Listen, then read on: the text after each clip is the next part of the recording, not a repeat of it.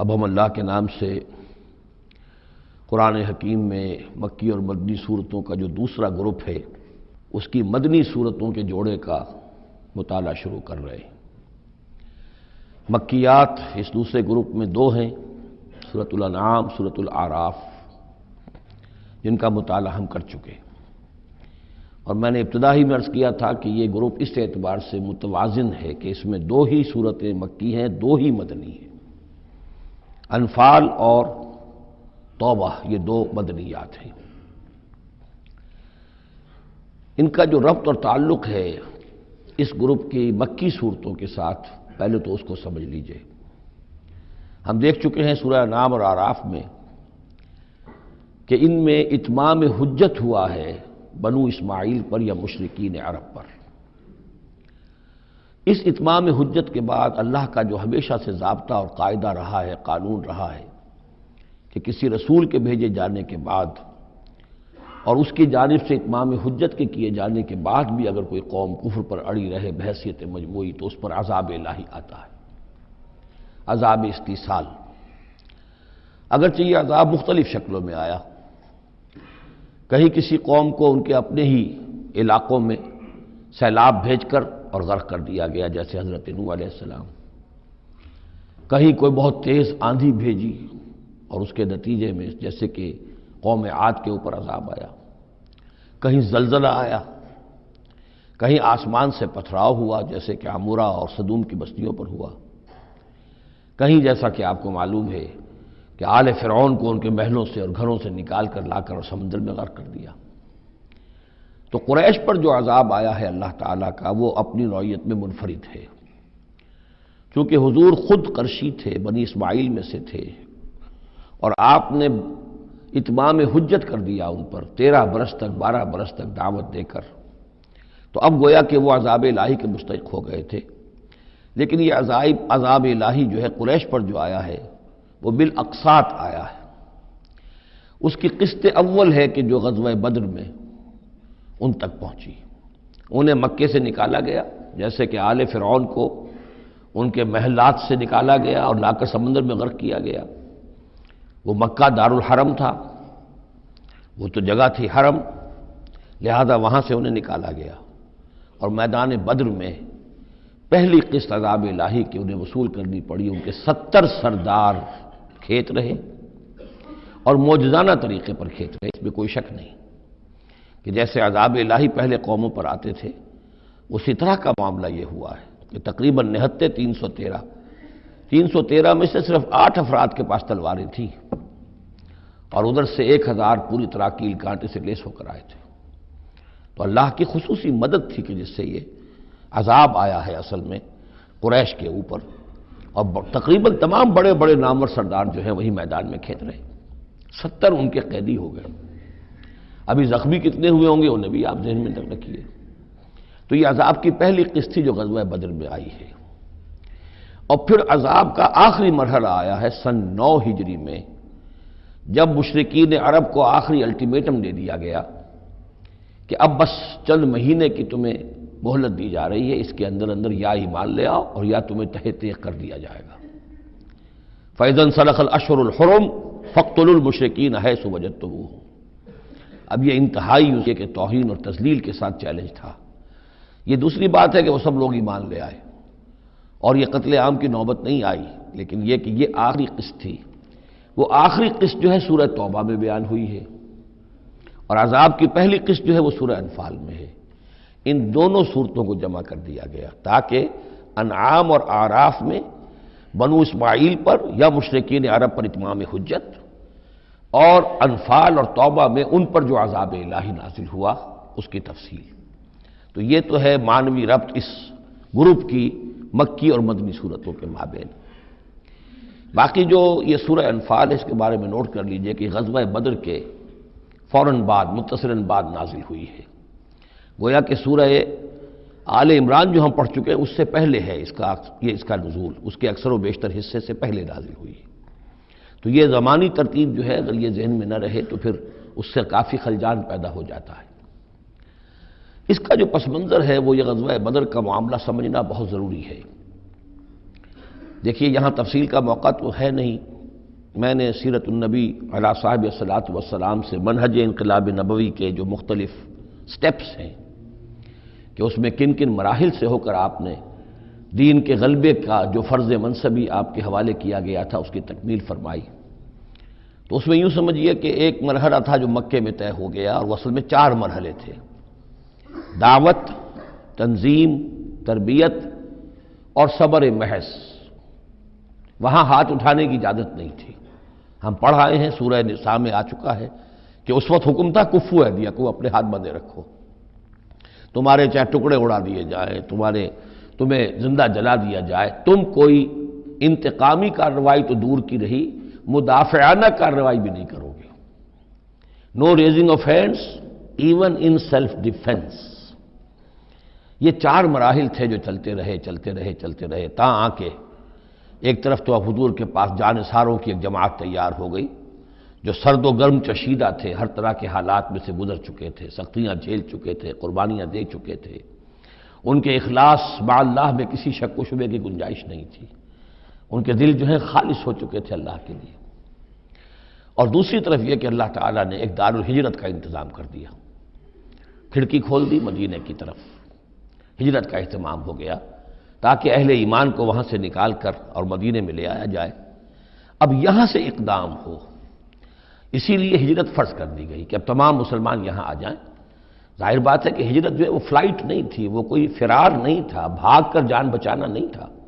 مغربی مورخین تو اسی نام سے اس کو یاد کرتے ہیں۔ وہ تو اصل میں یہ تھا کہ ایک جگہ اگر اس کام کے لیے موضوع نہیں ہے تو کوئی اور بیس، آلٹرنیٹ بیس اگر مل جائے تو وہاں سے اپنا آفینسو جو ہے، آخری فیصلہ کن اقدام جو ہے وہاں سے لانچ کیا جائے۔ لہذا مدینے میں آ کر حضور نے صلی اللہ علیہ وسلم صرف 6 مہینے لیے ہیں انٹرنل کنسالیڈیشن، کہ اب آپ آئے ہیں، نئے آئے ہیں، مہاجرین نئے آئے ہیں، تو ایک تو یہ کہ ان 6 مہینے میں آپ نے مسجد نبوی تعمیر کر لی، مرکز بن گیا، گورنمنٹ ہاؤس بھی ہو گیا یہ، اور پارلیمنٹ ہاؤس بھی ہو گیا، دارالندوہ بھی ہو گیا، دارالعلوم بھی ہو گیا، خانقاہ بھی ہو گئی، عبادت گاہ بھی ہو گئی، مرکز ہو گیا۔ ثانیاً آپ نے انصار اور مہاجرین کے اندر مواخات کرا دی، ایک انصاری ایک مہاجر بھائی بنا دیا۔ تیسرے یہ کہ آپ نے بہت بڑا کام یہ کیا کہ جو یہود کے قبیلے وہاں آباد تھے ان کو آپ نے ان کے ساتھ ایک معاہدہ کر لیا، جوائنٹ ڈیفنس آف مدینہ، میثاق مدینہ، مدینے کی ایک مدافعت جو ہوگی وہ مشترک ہوگی، کوئی بھی حملہ آور آئے گا باہر سے تو مل کر مسلمان اور یہودی اس معاملے میں ایک ملت ہوں گے اور دفاع کریں گے مدینے کا۔ بس 6 مہینے آپ نے اس کام میں لیے، 7ویں مہینے سے پھر آپ نے کچھ چھوٹے چھوٹے دستے بھیجنے شروع کر دیے، چھاپا مار دستے سمجھ لیجئے، کہ جس سے وہ جو کیروان روٹس تھے، قریش کی لائف لائن یہی تھی، ان کا تجارتی سلسلہ تھا، شام کی طرف قافلے جو جاتے تھے وہ بدر سے ہو کر گزرتے تھے، بدر کے قریب سے، اور بدر جو ہے مدینے سے قریب تر تھا، مکے سے فاصلہ زیادہ ہے، اور جو قافلے جاتے تھے یمن کو وہ طائف سے ہو کر گزرتے تھے، تو آپ نے ان راستوں کے اوپر چھاپا مار دستے بھیجنے شروع کر دیے۔ جدید اصطلاح میں اس کو یہ کہا جائے گا کہ اکنامک بلاکیڈ آف مکہ۔ 8 ایسی مہمیں غزوہ بدر سے پہلے ثابت ہیں 1.5 سال کے اندر۔ 6 مہینے آپ نے وہ لیے، 1.5 سال اور 2 سال کے بعد غزوہ بدر ہو گیا ہے، تو یہ 1.5 سال میں 8 مہمیں، جن میں سے 4 میں کہ حضور خود بھی بنفس نفیس شریک رہے ہیں، اس لیے وہ غزوات کہلاتے ہیں، اور 4 وہ ہیں کہ جن میں آپ نے صرف کچھ لوگوں کو بھیج دیا ہے کسی امیر کے تحت، وہ سرایا کہلاتے ہیں۔ تو یہ جو صورتحال ہوئی، اور اس میں یہ بھی ہوا کہ حضور جہاں جاتے تھے خود تو وہاں کے قبائل سے آپ معاہدے کر لیتے تھے۔ اب یا تو وہ جو قبائل جو تھے مقامی، پہلے تو وہ قریش کے حلیف تھے، اب یا تو وہ حضور کے حلیف ہو گئے، مسلمانوں کے حلیف ہو گئے، تو قریش کی طاقت کم ہوئی، مسلمانوں کی بڑھ گئی، یا یہ ہے کہ وہ نیوٹرل ہو گئے کہ ہم نہ قریش کی مدد کریں گے آپ کے خلاف، نہ آپ کی مدد کریں گے قریش کے خلاف، نیوٹرل ہو گئے۔ اس سے بھی یہ ہے کہ قریش کا جو حلقہ اثر تھا، سیاسی زون آف پولیٹیکل انفلوئنس، وہ کم ہو رہا ہے۔ یہ 2 چیزیں ایسی ہوئی ہیں، political isolation of Quraysh and economic blockade of Mecca, جس کے نتیجے میں مکے والے جو ہیں پھر یوں سمجھیے کہ تنگ آمد بجنگ آمد، ورنہ مکے والوں کی طرف سے کوئی آغاز ثابت نہیں ہے تاریخ میں کہ حضور کے اور مسلمانوں کے مکے سے جانے کے بعد ان کی طرف سے کوئی ابتدا ہوئی ہو، کوئی انیشیٹو لیا گیا۔ 2 واقعات خاص طور پر ایسے ہو گئے کہ ایک چھوٹا سا آپ نے ایک دستہ بھیجا تھا نخلا، اور یہ نخلا جو ہے یہ مکے اور طائف کے مابین ہے، تو سمجھیے کس قدر فاصلے پر، اور وہاں مٹ بھیڑ ہو گئی، جو مسلمان وہاں بھیجے گئے تھے ان کے کفار کے ساتھ۔ وہاں ایک مشرک مکے کا مارا گیا، ایک کو انہوں نے قید کیا، ساتھ لے آئے، کچھ سامان جو ان کا تجارت تھا وہ بھی لے آئے، کوئی مال غنیمت سمجھ کر۔ تو حضور اگرچہ ناراض ہوئے کہ میں نے تمہیں لڑنے کا حکم نہیں دیا تھا، میں نے اس لیے بھیجا تھا کہ وہاں رہو اور قریش کی نقل و حرکت سے ہمیں مطلع کرتے رہو، لیکن اب سچویشن پیدا ہو گئی، گویا کہ یہ چاہے ارادہ تھا یا نہیں تھا، ڈی فیکٹو شکل یہی ہوئی کہ اقدام ہو گیا مسلمانوں کی طرف سے، اب آغاز ہو گیا مسلمانوں کی طرف سے۔ ادھر جب ابو سفیان لے کر جا رہے تھے بہت بڑا قافلہ شام کی طرف، تو حضور نے اس کا تعاقب کیا، لیکن وہ تیزی سے نکل گئے تھے۔ لیکن جب واپس آ رہے تھے اور 50,000 دینار کا سامان تھا ان کے قافلے کے اندر، بہت لدا پدا قافلہ، انہیں یہ خطرہ ہوا کہ اب پھر محمد صلی اللہ علیہ وسلم اور ان کے ساتھی کہیں لوٹیں گے ہمیں اور ہمارے اوپر حملہ کریں گے، روکیں گے ہمارا راستہ۔ تو انہوں نے یہ کی دوہری حکمت عملی کی کہ ایک تو یہ کہ ایک سوار بھیجا آگے تیزی کے ساتھ دوڑایا کہ مکے جاؤ اور کہو کہ ہمارے قافلے کو خطرہ ہے محمد سے صلی اللہ علیہ وسلم، لہذا مدد بھیجو۔ اور ادھر یہ کیا کہ وہ عام راستہ جو تھا، جو بدر سے ہو کر گزرتا تھا، اسے چھوڑ کر ساحل سمندر کے ساتھ ساتھ نیچے سے ہو کر وہ نکل بھی گئے۔ اب وہاں مکے میں یہ دونوں چیزیں بیک وقت پہنچ گئیں، ایک طرف وہ نخلا سے لوگ روتے پیٹتے چیختے چلاتے ہمارا آدمی مار دیا محمد کے آدمیوں نے، وہ آ گئے، ادھر سے وہ آ گیا جو ابو سفیان کا بھیجا ہوا تھا ایلچی کہ دوڑو دوڑو دوڑو تمہارا قافلہ محمد لوٹنے والے ہیں اور یہ ہے اور وہ ہے۔ بس وہ وار کرائی وہاں ہوئی اور 1,000 کا لشکر جو ہے وہاں پر پھر جمع کیا گیا اور 900 اونٹ فراہم کیے گئے اور 100 گھوڑوں کا ایک رسالہ تیار کیا گیا اور وہ لوگ مکے سے نکل آئے۔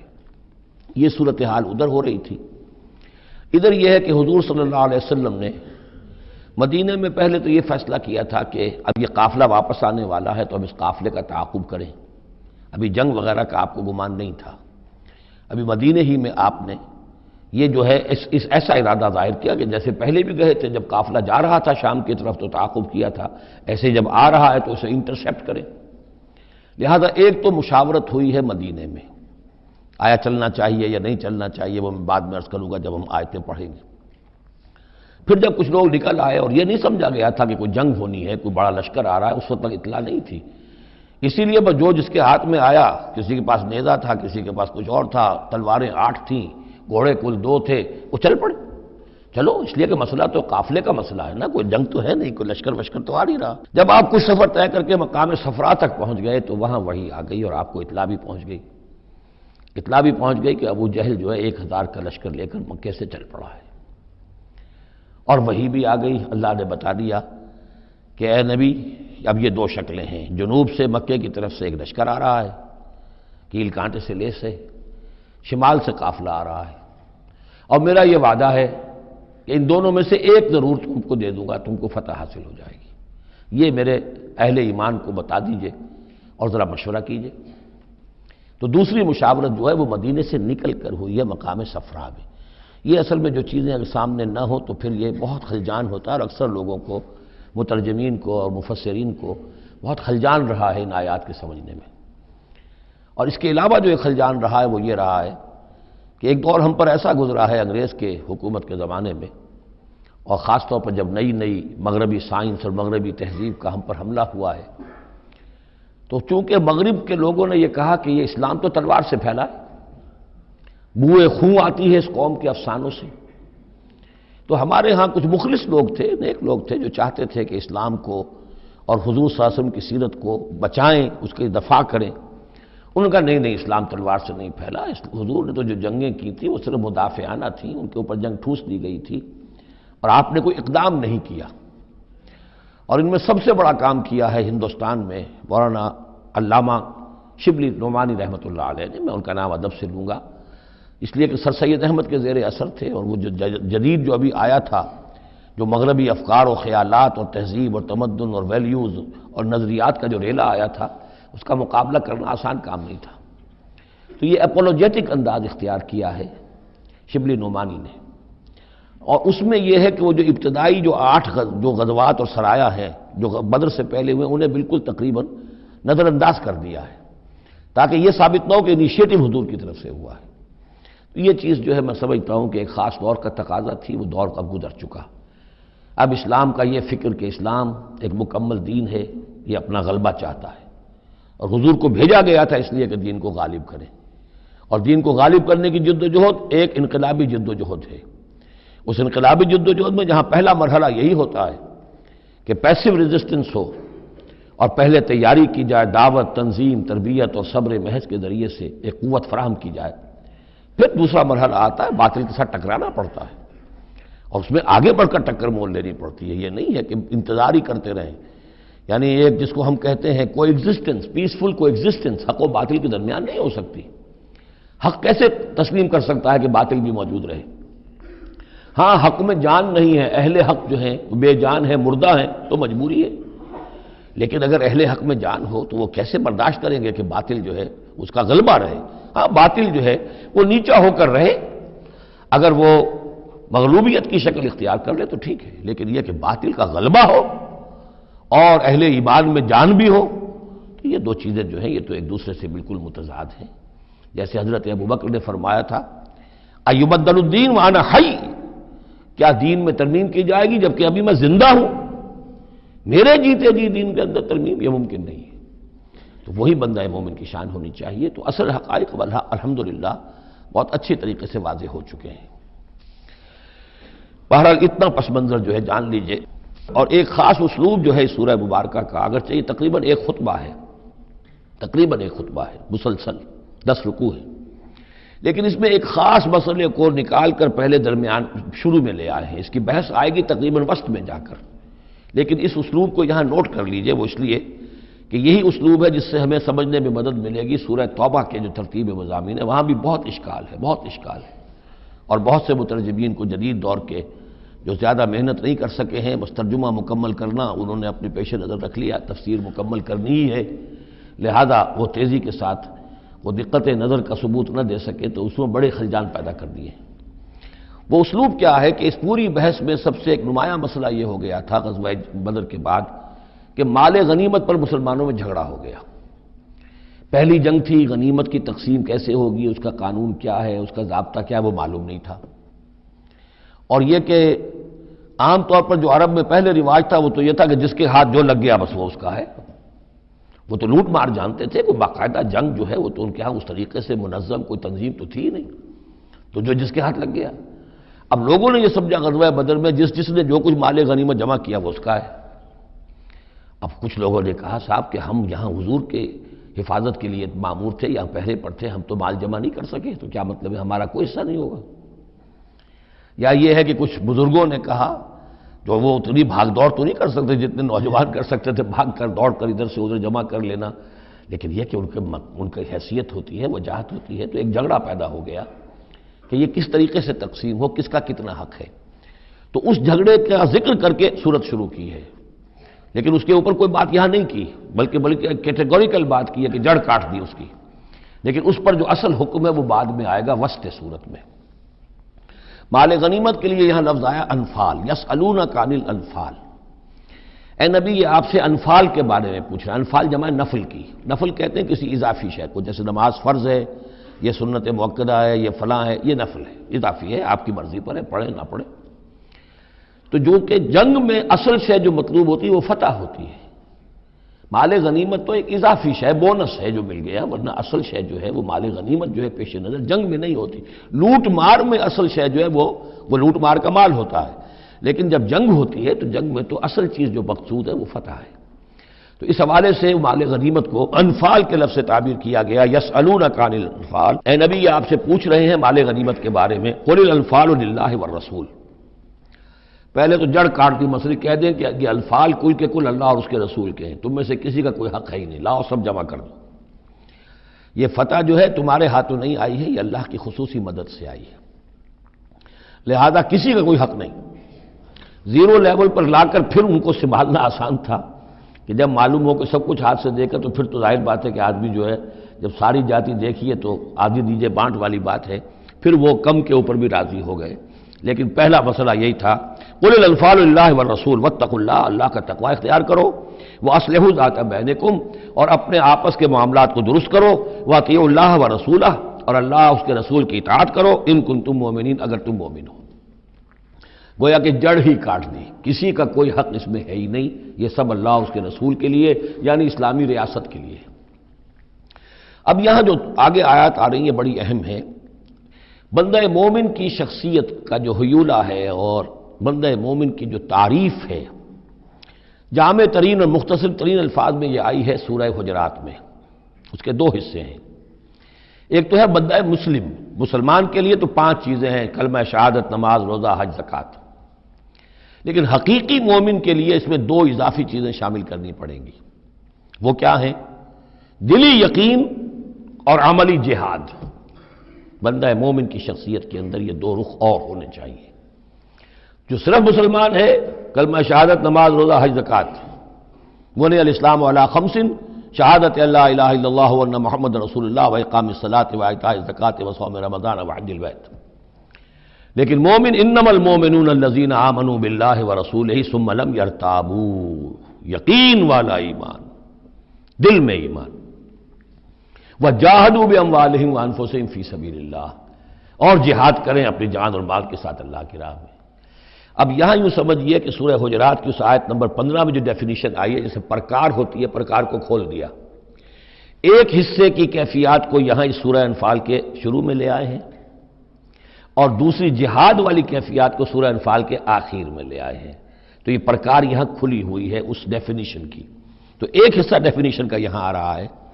انما المومنون الذین اذا ذکر اللہ وجلت قلوبہم۔ اہل ایمان، حقیقی مومن تو وہ ہیں کہ جب اللہ کا ذکر کیا جاتا ہے تو ان کے دل لرز جاتے ہیں۔ وَإِذَا تُلِيَتْ عَلَيْهِمْ آیاتُهُ،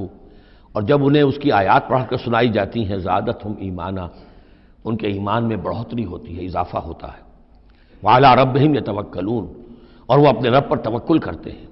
الَّذِينَ يُقِيمُونَ الصَّلَاةَ، جو نماز کو قائم رکھتے ہیں۔ وَمِمَّا رَزَقْنَاهُمْ يُنْفِقُونَ، اور جو کچھ ہم نے انہیں دیا ہے اس میں سے اللہ کے لیے، اللہ کے دین کے لیے خرچ کرتے ہیں۔ انفاق فی سبیل اللہ مراد ہے۔ اولئک هم المؤمنون حقا، یہ وہ لوگ ہیں جو سچے مومن ہیں، حقیقی مومن ہیں۔ لیکن نوٹ کر لیجئے یہ بھی ابھی آدھی ڈیفینیشن آئی ہے، اس سورہ مبارکہ کے آخر میں آئے گی اور وہاں جا کے پھر یہی الفاظ آئیں گے۔ یہ آیت نمبر 74 ہے، والذین آمنوا وہاجروا وجاہدوا فی سبیل اللہ والذین آووا ونصروا اولئک هم المؤمنون حقا لہم مغفرۃ ورزق کریم۔ اس کے بعد ایک آیت اور بعد میں ہے، سورت ختم ہو جاتی ہے۔ تو لاسٹ بٹ 1 آیت اور ادھر پہلی کے بعد دوسری، ان 2 جگہ پر ایمان کے حقائق کو تقسیم کر کے، پرکار کو کھول کر، گویا کہ پوری سورت کو ان 2 کے درمیان میں لے لیا گیا ہے، گود میں لے لیا گیا ہے۔ ایمان کی ڈیفینیشن کے یہ 2 حصے جو ہیں ان کی گود میں۔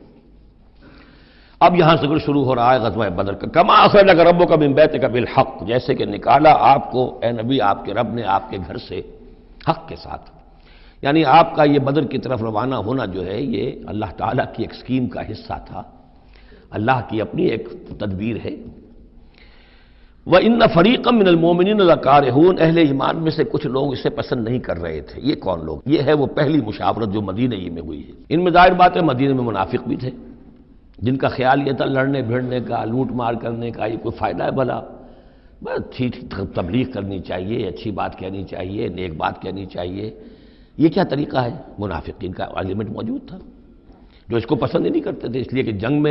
جنگ کا سلسلہ چل نکلا تو ہمیں بھی جانا پڑے گا، ہماری جان اور مال کے اوپر بھی آنچ آئے گی، تو نپ دی ایول ان دی بڈ، اس سے تو بہتر ہے کہ اس کو یہیں پر ختم کرو۔ اس اعتبار سے ویسے بھی کچھ انسانی فطرت ایسی ہوتی ہے، کچھ نیک سرشت لوگ بھی ہوتے ہیں کہ آخر اس سے کیا فائدہ نکلے گا؟ ابھی کوئی خاص جو ہے قریش کی طرف سے تو اقدام ہوا نہیں تھا، ہم آگے بڑھ کر جو ہے یہ جو بات اقدام کر رہے ہیں تو آخر اس کا فائدہ کیا ہے؟ تو یہ اس قسم کی باتیں اس وقت کہی گئیں۔ ان فریقا من المؤمنین لکارہون، اب یہ مومنین ان میں سے اہل نفاق بھی ہو سکتے ہیں اور سادہ لوگ اور نیک دل جو مسلمان ہیں وہ بھی ہو سکتے ہیں۔ یجادلونک فی الحق بعد ما تبین کانما یساقون الی الموت وهم ینظرون، اور وہ جھگڑ رہے تھے آپ سے حق کے معاملے میں جبکہ بات ان پر بالکل واضح ہو چکی تھی۔ یہ دوسری آیت میرے نزدیک جو دوسری مشاورت ہوئی ہے مقام صفرا پر، اس سے متعلق ہے۔ وہ یہ کہ وہاں سے جب مکے سے آپ چلے تو اس وقت تک کسی لشکر وغیرہ کی کوئی اطلاع نہ آپ کو تھی اور نہ اس کا کوئی گمان تھا ابھی، وہ تو ایسے ہی تھا جیسے پہلے 8 مرتبہ جو ہے وہ جو ایکسکرشنز جو ہوئی تھیں، جس طریقے کی مہمات بھیجی گئی تھیں، یہ اسی طرح کی ایک مہم ہے۔ لیکن یہ ہے کہ آگے چل کر جب آپ کچھ دور چل نکل کے آ گئے تھے، یہاں آ کر جو ہے آپ کو وحی بھی آ گئی اور اطلاعات بھی مل گئی کہ صورتحال وہ ہو چکی ہے۔ ایک طرف نخلا سے روتے پیٹتے لوگ پہنچ گئے وہاں، دوسری طرف یہ کہ ادھر سے ابو سفیان کا جو ہے ایلچی پہنچ گیا چیختا چلاتا ہوا، اور 1000 کا لشکر لے کر ابو جہل نکل پڑا ہے بدر کی طرف۔ اب وہ بدر کی طرف آ رہا ہے، ادھر سے قافلہ بدر کی طرف آ رہا ہے شمال سے۔ اس وقت اللہ تعالیٰ نے فرمایا، اور یہ مشاورت جیسا کہ میں نے کہا تھا، جیسے کہ حضرت طالوت نے کی تھی، ایک آزمائش اپنی فوج کی کہ جو اس دریا میں سے پانی پیے گا، سیر ہو کر پیے گا، اس کا مجھ سے کوئی تعلق نہیں۔ اسی طرح کا آپ نے مشاورت کا معاملہ اللہ تعالیٰ کے حکم سے مسلمانوں کے سامنے رکھ دیا۔ بعدما تبین کانما یساقون الی الموت، تو لوگ ایسے محسوس کر رہے تھے جیسے انہیں دھکیلا جا رہا ہو موت کی طرف، وہم ینظرون، اور وہ دیکھ رہے ہوں۔ ظاہر بات ہے یہ کیفیت تو کٹر جو منافق تھے وہاں پر انہیں کی ہو سکتی تھی۔ وَإِذْ يَعِدُكُمُ اللَّهُ إِحْدَى الطَّائِفَتَيْنِ أَنَّهَا لَكُمْ، اور جب کہ اللہ تعالیٰ وعدہ کر رہا تھا تم سے کہ ان دونوں گروہوں میں سے ایک تمہیں مل جائے گا، ایک پر تمہاری فتح گارنٹیڈ ہے۔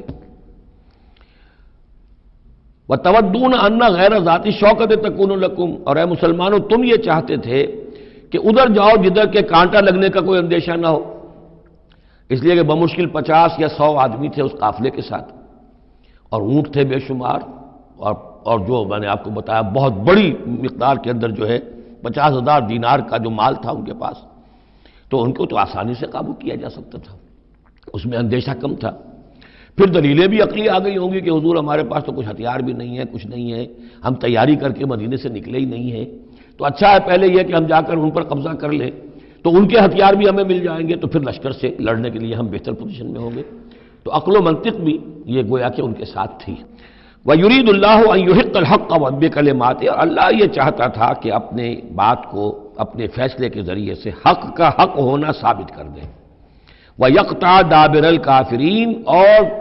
کافروں کی جڑ کاٹ دے۔ یہ قطع دابر القوم الذین ظلموا، کافر قوم کی جڑ کاٹ دی گئی، جو ہم پڑھ کر آئے سورہ اعراف میں۔ اللہ کا ارادہ یہ تھا، اگر عام جو دنیاوی قواعد و ضوابط ہیں، فزیکل لاز ہیں، اس کے تحت یہ ہوتا تو اتنی بڑی بات ہی نہ ہوتی۔ اسے یوم الفرقان بنانا تھا کہ نمایاں ہو جائے کہ اللہ کس کے ساتھ ہے، حق کدھر ہے، اور یہ اسی وقت ہو سکتا تھا جب کہ یہ کنٹراسٹ برقرار رہتا کہ بے سر و سامان 313 گئے ہیں، اور کیل کانٹے سے لے 1000 کے ساتھ ان کا مقابلہ ہوا ہے، اور پھر انہیں اللہ نے فتح دی ہے۔ لہذا اللہ کی مرضی کچھ اور تھی۔ یرید اللہ ان یحق الحق بکلماتہ ویقطع دابر الکافرین، اللہ چاہتا تھا کہ اپنی باتوں کے ذریعے سے حق کا حق ہونا ثابت کر دے اور کافروں کی جڑ کاٹ دے۔ یہ یحق الحق، تاکہ سچا ثابت کر دے حق کو، سچ کو، ویبطل الباطل، اور باطل ثابت کر دے باطل کو، باطل ہونا اس کا ثابت ہو جائے۔ وَلَوْ كَرِهَ الْمُجْرِمُونَ، خواہ یہ مجرموں کو کتنا ہی ناگوار ہو۔ اِسْتَسْتَغِیثُونَ رَبَّکُمْ، یاد کرو جب کہ تم اپنے رب سے استغاثہ کر رہے تھے، دعائی دے رہے تھے کہ اللہ اب ہماری مدد فرما۔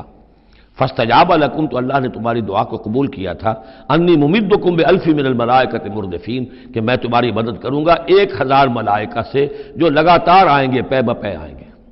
1000 کا لشکر آیا ہے نا، تو 1000 فرشتے ہم تمہاری مدد کے لیے بھیج دیں گے۔ وَمَا جَعَلَهُ اللَّهُ إِلَّا بُشْرًا، اور اللہ نے اس کو نہیں بنایا مگر تمہارے لیے بشارت۔ وَلِتَطْمَئِنَّ بِهِ قُلُوبُكُمْ، اور تاکہ تمہارے دل مطمئن ہو جائیں۔ وَمَا النَّصْرُ إِلَّا مِنْ عِنْدِ اللَّهِ، اور مدد تو اللہ کی طرف سے ہوتی ہے، فرشتوں کو بھیجے بغیر بھی وہ مدد کر سکتا ہے۔ کن فیکون کی شان کے ساتھ وہ جو چاہے کر دے،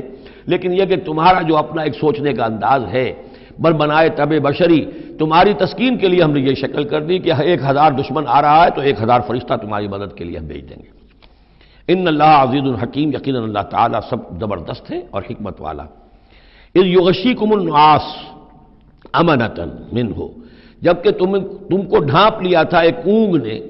جو امن کی اور تسکین کا ذریعہ بن گیا اللہ کی طرف سے۔ یہ 2 معجزے ہوئے ہیں خاص اس وقت، معجزے اس معنی میں کہ عام حالات میں یہ چیزیں نہیں ہوتی، لیکن اس میں کوئی خرق عادت نہیں ہے۔ معجزہ اس معنی میں نہیں ہے کہ اس کو چیلنج کر کے حضور نے دکھایا ہو، اس معنی میں نہیں، بس یہ کہ غیر معمولی اللہ کی نصرت کی شکلیں ہیں۔ ایک تو یہ کہ حالانکہ معاملہ بڑا یعنی سخت تھا، لیکن رات کو جا کے پڑاؤ پر مسلمان سوئے اطمینان سے، بڑی عمدگی سے نیند آئی، دل میں وہ دغدغہ نہیں تھا، اللہ پر اطمینان تھا، اللہ کے لیے نکلے تھے۔ لہذا ان کو وہ بے چینی اور تشویش اور کل کیا ہو جائے گا، رہیں گے کہ نہیں رہیں گے، زندگی ہوگی موت، کچھ نہیں۔ نیند آئی، انہیں اطمینان سے سوئے، صبح کو اٹھے تو وہ گویا کہ چاقو چوبند تھے۔ نمبر 2 یہ ينزل علیکم من السماء ماء، اور جب کہ اتارا اس نے تم پر آسمان سے پانی، بارش ہو گئی، اس سے یہ ہوا لیطہرکم، تاکہ تمہیں پاک کرے، جنہیں غسل کی حاجت تھی غسل کر لیا، وَيُذْهِبَ عَنْكُمُ الرِّجْزَ الشیطان، اور دور کر دے تم سے شیطان کی نجاست کو، وَلِيَرْبِطَ عَلَىٰ قُلُوبِكُمْ، اور یہ کہ تاکہ تمہارے دلوں کے اندر بھی، اور بارش کے بعد جو فضا ہوتی ہے اس سے طبیعت کے اندر بھی ایک اطمینان اور سکون پیدا ہوتا ہے۔ ورنہ واقعہ یہ ہے کہ جہاں پر آ کر قریش پہلے ڈیرہ ڈال چکے تھے، پانی پر ان کا قبضہ تھا، اب یہاں پانی نہیں تھا، بارش ہوئی تو وہ نشیبی جگہ میں انہوں نے ایک اپنا حوض بھی جمع کر لیا، پانی بھی جو ہے وہ ان کے پاس فراہم ہو گیا۔ وَيُثَبِّتَ بِهِ الْأَقْدَامَ، اور پانی جب برسا تو مٹی دب گئی، مٹی کے جمنے کی وجہ سے پاؤں بھی دب گئے، وہ جگہ جو تھی وہاں پر جو ہے اہل ایمان جو مجاہدین تھے ان کے پاؤں قدم جمنے کی صورت پیدا ہو گئی۔ اِذْ یوحی ربک الی الملائکۃ، اور جب یاد کرو، گمان کرو، تصور کرو، جب کہ آپ کا رب وحی کر رہا تھا فرشتوں کو، انی معکم، وہ جو 1000 فرشتہ اللہ نے بھیجا، انی معکم، میں تمہارے ساتھ ہوں، فثبتوا الذین آمنوا، تو جاؤ اور اہل ایمان کے قدموں کو جما دو، اہل ایمان کے دلوں کو جما دو۔ سألقی فی قلوب الذین کفروا الرعب، عن قریب میں ان کافروں کے دلوں میں رعب ڈال دوں گا، ان پر دہشت طاری ہو جائے گی۔ فاضربوا فوق الاعناق، پھر مارنا ان کی گردنوں کے اوپر جیسے چاہے، واضربوا منہم کل بنان، اور مارنا ان کی ایک ایک پور پر۔ یعنی یہ کہ جب کسی شخص پر کوئی شخص دہشت زدہ ہو جائے تو اس کے اندر قوت مدافعت نہیں رہتی، پھر گویا کہ وہ جو بھی حملہ آور ہے اس کے رحم و کرم پر ہے، جدھر سے چاہے چوٹ لگائے، جدھر سے چاہے مارے۔ ذالک بانہم شاقوا اللہ ورسولہ، اور یہ سزا ان کو اس لیے دی جائے گی کہ انہوں نے مخالفت کی، زدہ کی، دشمنی کی اللہ کی اور اس کے رسول کی۔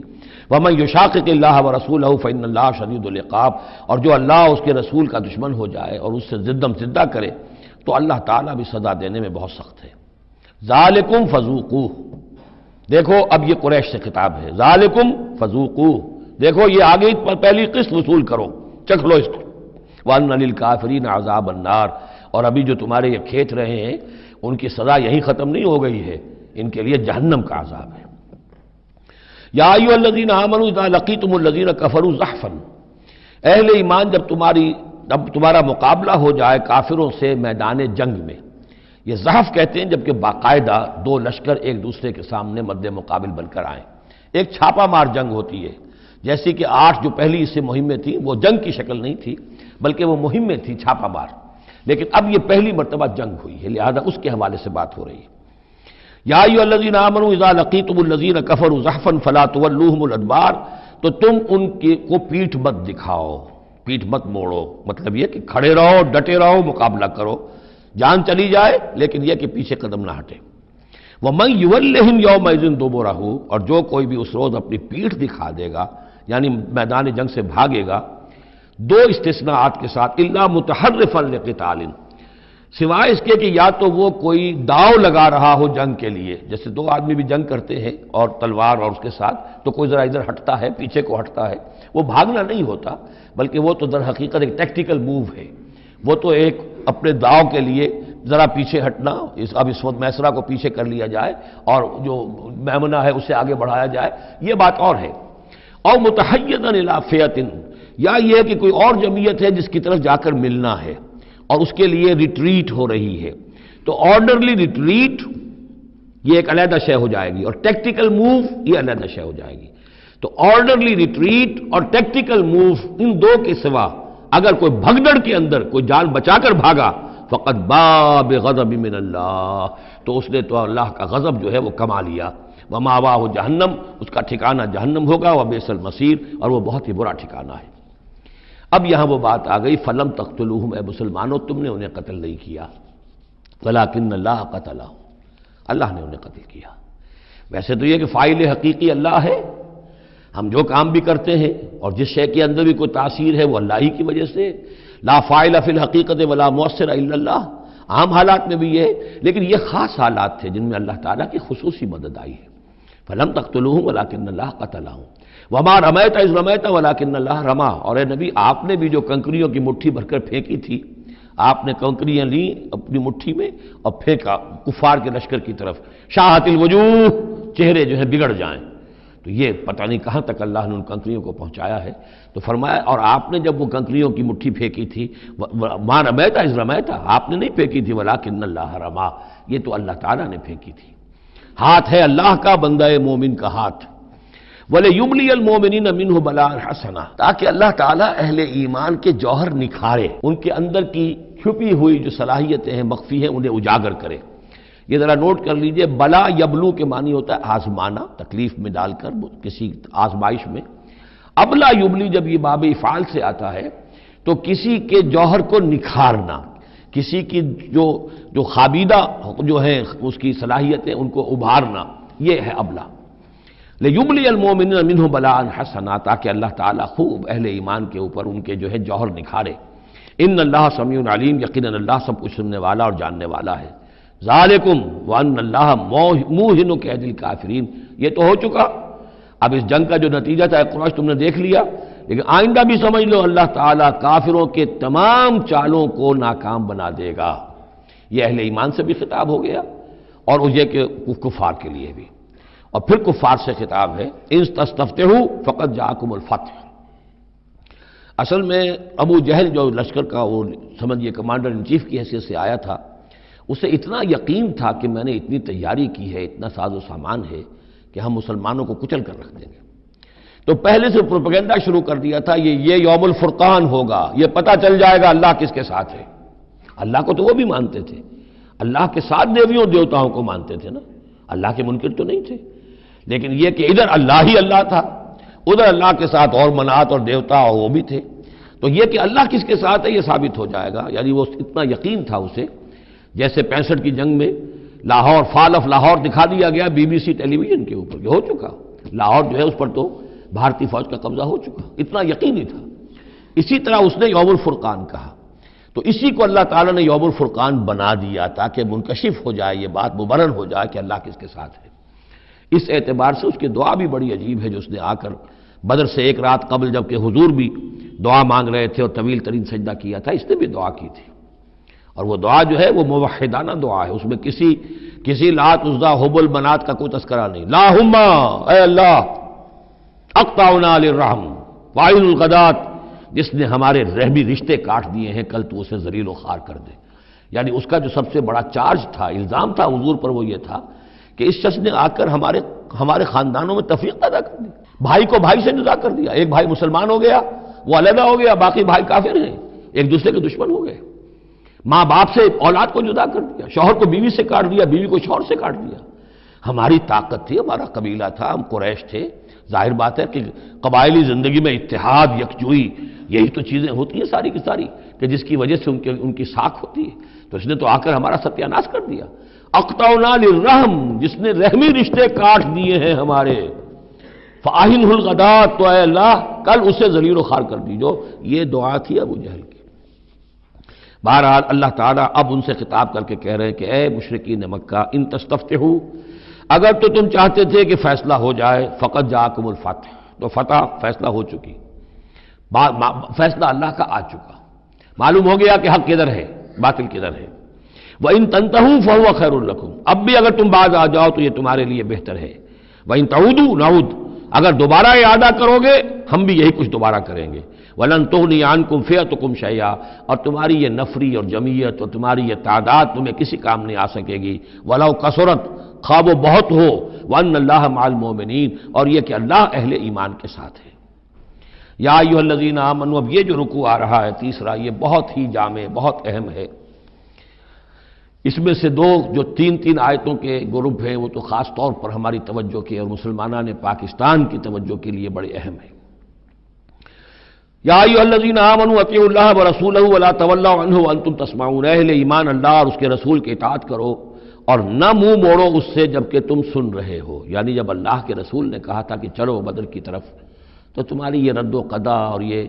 پاؤں پیٹنا جس کو کہتے ہیں، یہ مختلف الفاظ اس کے لیے محاوروں میں آتے ہیں، تو یہ جو تم کر رہے تھے کیوں کر رہے تھے؟ جب اللہ اور اس کے رسول کی طرف سے بات آئی تھی تو ہر ایک کو کہنا چاہیے تھا سمیعنا واطعنا، جو آپ کا حکم ہو۔ اطیعوا اللہ و اطیعوا الرسول ولا تولوا عنہ وانتم تسمعون. ظاہر بات ہے یہ تمام مسلمانوں سے بات نہیں ہے، یہاں بھی ذہن میں رکھیے وہی جنہوں نے کمزوری دکھائی تھی ان کی طرف اشارہ ہے. ولا تکونوا کالذین قالوا سمعنا وهم لا يسمعون. ان لوگوں کے مانند نہ ہو جاؤ جو کہتے ہیں کہ ہم نے سن لیا، حقیقت میں وہ سنتے نہیں ہیں. یعنی دل اڑا ہوا ہے، طبیعت جو ہے وہ یکسو ہے ہی نہیں، تو کیا سننا ہے، سنا انسنا ہو گیا. ان شر الدواب عند اللہ الصم البکم الذین لا یعقلون. یقیناً تمام چوپایوں میں بدترین اللہ کے نزدیک یہی لوگ ہیں جو بہرے ہیں، گونگے ہیں اور عقل سے کام نہیں لیتے. اب یہ منافقین ہی کی طرف اشارہ ہو رہا ہے. وَلَوْ عَلِمَ اللَّهُ فِيهِمْ خَيْرًا.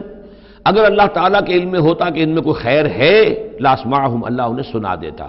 وَلَوْ أَسْمَعَهُمْ، اگر اللہ انہیں سنا دیتا لَتَوَلَّوْا، پھر بھی پیٹ موڑ جاتے. وَهُمْ مُعْرِضُونَ، وہ ہیں ہی اعراض کرنے والے. یہ گویا کہ چند آیات ہیں کہ جس میں خاص طور پر جو لوگ بھی اس وقت ریلیکٹنٹ تھے، جو بھی کسی طریقے سے اس میں جھجک رہے تھے، ان کے لیے تنبیہ. اب 3 آیات آ رہی ہیں.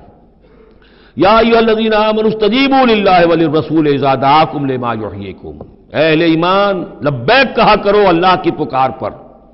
اور خاص طور پر رسول کی پکار پر جبکہ وہ تمہیں پکارے اس شے کے لیے جس سے تمہیں زندگی ملے گی. تم جنگ میں جانے کو سمجھ رہے ہو کہ موت کا دروازہ ہے، یہ تو اصل زندگی کا دروازہ ہے. ولا تقولوا لمن يقتل في سبيل الله اموات بل احياء ولكن لا تشعرون. تو یہ تو در حقیقت اللہ اور اس کے رسول جس چیز کی طرف تمہیں بلا رہے ہیں، حقیقی زندگی یہ ہے، روحانی زندگی یہ ہے، معنوی زندگی یہ ہے. یہ حیوانوں کی طرح جینا جو ہے یہ کوئی زندگی نہیں ہے. یہ تو در حقیقت اولئک کالانعام بل هم اضل، جو سورہ اعراف میں ہم پڑھ چکے ہیں. یہ حیوانوں کا سا زندگی گزارنا ہے. استجیبوا للہ وللرسول اذا دعاکم لما یحییکم واعلموا ان اللہ یحول بین المرء وقلبہ. اور جان لو اللہ تعالیٰ بندے اور اس کے دل کے درمیان حائل بھی ہو جایا کرتا ہے. یعنی اگر اللہ کی رسول کی پکار سنی اور انسنی کر دی، پھر سنی انسنی کر دی، پھر اللہ تعالیٰ پردہ بن جائے گا، اب سننے نہیں دے گا، معذور ہو جاؤ گے سننے سے. یہی وہ بات ہے جس کو کہیں کہتے ہیں ختم اللہ علی قلوبہم وعلی سمعہم. ان کے دلوں پر اللہ نے مہر کر دی ہے، ان کی سماعت پر. اور ہم پڑھ چکے ہیں سورہ انعام میں وَنُقَلِّبُ أَفْئِدَتَهُمْ وَأَبْصَارَهُمْ كَمَا لَمْ يُؤْمِنُوا بِهِ أَوَّلَ مَرَّةٍ. پہلی مرتبہ اگر نہیں کرو گے قبول تو پھر یہ ہے کہ تمہارے دل الٹ دیے جائیں گے، تمہاری نگاہیں الٹ دی جائیں گی. تو اس لیے بہت ہی ڈرنے کی بات ہے جو بھی مطالبہ دین کا سامنے آئے اور ایک دفعہ دل گواہ دے دے کہ ہاں ہے بات ٹھیک ہے. پھر اگر کرنی کترائے گا انسان تو یہیں سے سزا نقد شروع ہو جائے گی، پھر وہ صلاحیت سلب ہو جائے گی، پھر اللہ حائل ہو جائے گا. یعنی قانون خداوندی، سنت خداوندی حائل ہو جائے گی. پھر آپ کے دل پر مہر لگے گی، آپ کے کانوں کے پر مہر لگے گی، آپ کی آنکھوں پر پردے پڑ جائے گے. یا ایھا الذین آمنوا استجیبوا للہ وللرسول اذا دعاکم لما یحییکم واعلموا ان اللہ یحول بین المرء وقلبہ وانہ الیہ تحشرون. اور یہ کہ بالآخر تو تمہیں سب کو اسی کی طرف جمع کیا جانا ہے. واتقوا فتنة لا تصیبن الذین ظلموا منکم خاصہ. اور ڈرو اس سزا سے، اس عذاب سے کہ جو جب آئے گا تو تم میں سے صرف گناہگاروں ہی کو اپنی لپیٹ میں نہیں لے گا. اس کا میں کل حوالہ دے چکا ہوں. بے گناہ بھی اس میں اگر اپنا فرض ادا نہیں کر رہے، فرض ادا نہ کرنا جرم ہے، وہ خود گناہ ہے. تم اگر دین کے لیے سرفروشی نہیں کر رہے تو یہ بھی تو گناہ ہے. ہاں ٹھیک ہے، میں نے یہ شراب نہیں پی، میں نے یہ نہیں کیا، میں نے سور نہیں کھایا، میں نے فلاں نہیں کیا، میں نے نمازیں پڑھی، ٹھیک ہے سب کچھ کیا. لیکن سوال یہ ہے کہ جو دین کا فرض تھا، دین کی نصرت تھی، اللہ کی اور اس کے دین کے لیے تن من دھن لگانا تھا، وہ نہیں کیا، وہ بھی تو جرم ہے. تو وَاعْلَمُوا، اور جان لو ان اللہ یحول بین المرء وقلبہ وانہ الیہ تحشرون واتقوا فتنة لا تصیبن الذین ظلموا منکم خاصۃ واعلموا ان اللہ شدید العقاب. اور جان لو کہ اللہ سزا دینے میں بہت سخت ہے. وَاذْكُرُوا، یہ ہے خاص پاکستانی مسلمانوں کے لیے آیت. اور یاد کرو اذ انتم قلیلون، جب تم تھوڑی تعداد میں تھے. جیسے ہم بھی اقلیت کا خوف تھا ہمیں کہ ہم ہندوؤں کے مقابلے میں اقلیت ہیں. مستضعفون فی الارض، جنہیں زمین میں دبا لیا گیا تھا. تخافون ان یتخطفکم الناس، تمہیں اندیشہ یہ تھا کہ لوگ تمہیں اچک لے جائیں گے. اکثریت جو ہے وہ تمہیں ایکسپلائٹ کرے گی، معاشی اعتبار سے، سماجی اعتبار سے، لسانی اعتبار سے، مذہبی اعتبار سے. فآواکم، تو اللہ نے تمہیں پناہ کی جگہ دے دی. وَأَيَّدَكُمْ بِنَصْرِهِ، اور تمہاری مدد کی ہے، خاص تائید کی ہے اپنی خاص نصرت سے. وَرَزَقَكُم مِّنَ الطَّيِّبَاتِ، اور تمہیں بہترین پاکیزہ رزق عطا کیا ہے. لَعَلَّكُمْ تَشْكُرُونَ، تاکہ تم شکر کرو. یا ایھا الذین آمنوا لا تخونوا اللہ والرسول، اے ایمان مت خیانت کرو اللہ سے اور اس کے رسول سے. ایمان کا دم بھرنا اور پھر اس کے دین کو، اللہ کے دین کو مغلوب دیکھ کر بھی اپنے دھندے، اپنے کاروبار، اپنی جائیداد، اپنی ملازمت، اپنا پروفیشن، اسی چکر میں لگے رہنا، اس سے بڑی خیانت کیا ہوگی؟ بے وفائی ہے، غداری ہے، خیانت ہے۔ لا تخونوا اللہ والرسول، اللہ اور اس کے رسول کے ساتھ خیانت نہ کرو، وتخونوا اماناتکم وانتم تعلمون، اور نہ ہی اپنی آپس کی امانتوں میں خیانت کرو۔ سب سے بڑی خیانت تو اللہ کے ساتھ خیانت ہے۔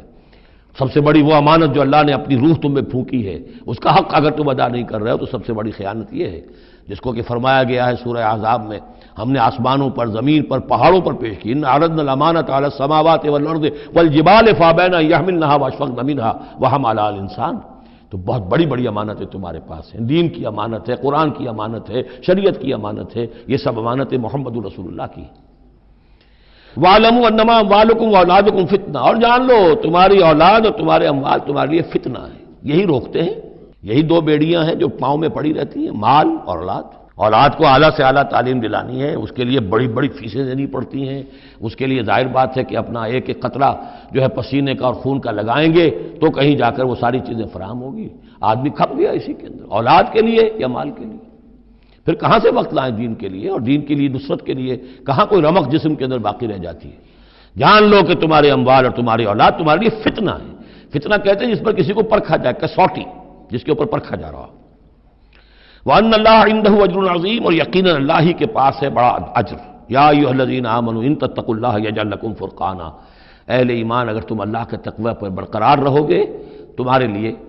لیے فرقان، ایک کے بعد دوسری فرقان آتی رہے گی۔ پہلا فرقان تو یہ آ گیا ہے، یہ فتح جو تمہیں دی گئی ہے۔ وَيُكَفِّرْ عَنْكُمْ سَيِّئَاتِكُمْ، اور یہ کہ تمہارے سے تمہاری جو کمزوریاں ہیں، برائیاں ہیں، وہ اللہ تعالیٰ دور کر دے گا۔ وَيَغْفِرْ لَكُمْ، اور بخش دے گا۔ وَاللَّهُ ذُو الْفَضْلِ الْعَظِيمِ، اللہ بڑے فضل والا ہے۔ وَإِذْ يَمْكُرُ بِكَ الَّذِينَ كَفَرُوا، اب یہ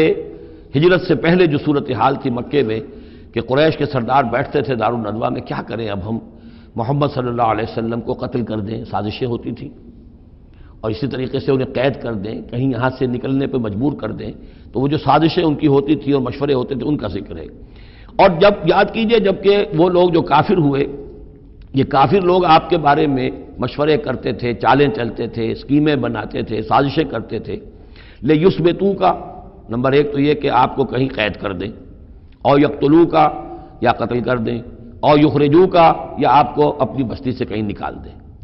وَيَمْكُرُونَ وَيَمْكُرُ اللَّهُ، وہ بھی چالیں چل رہے تھے، ان کی بھی اسکیمز تھیں اور اللہ کی اپنی اسکیم تھی۔ واللہ خیر الماکرین، اور ظاہر بات ہے کہ اللہ تعالیٰ بہترین ہے پلاننگ کرنے والا اور بہترین ہے تدبیر فرمانے والا۔ وَإِذَا تُتْلَىٰ عَلَيْهِمْ آيَاتُنَا قَالُوا قَدْ سَمِعْنَا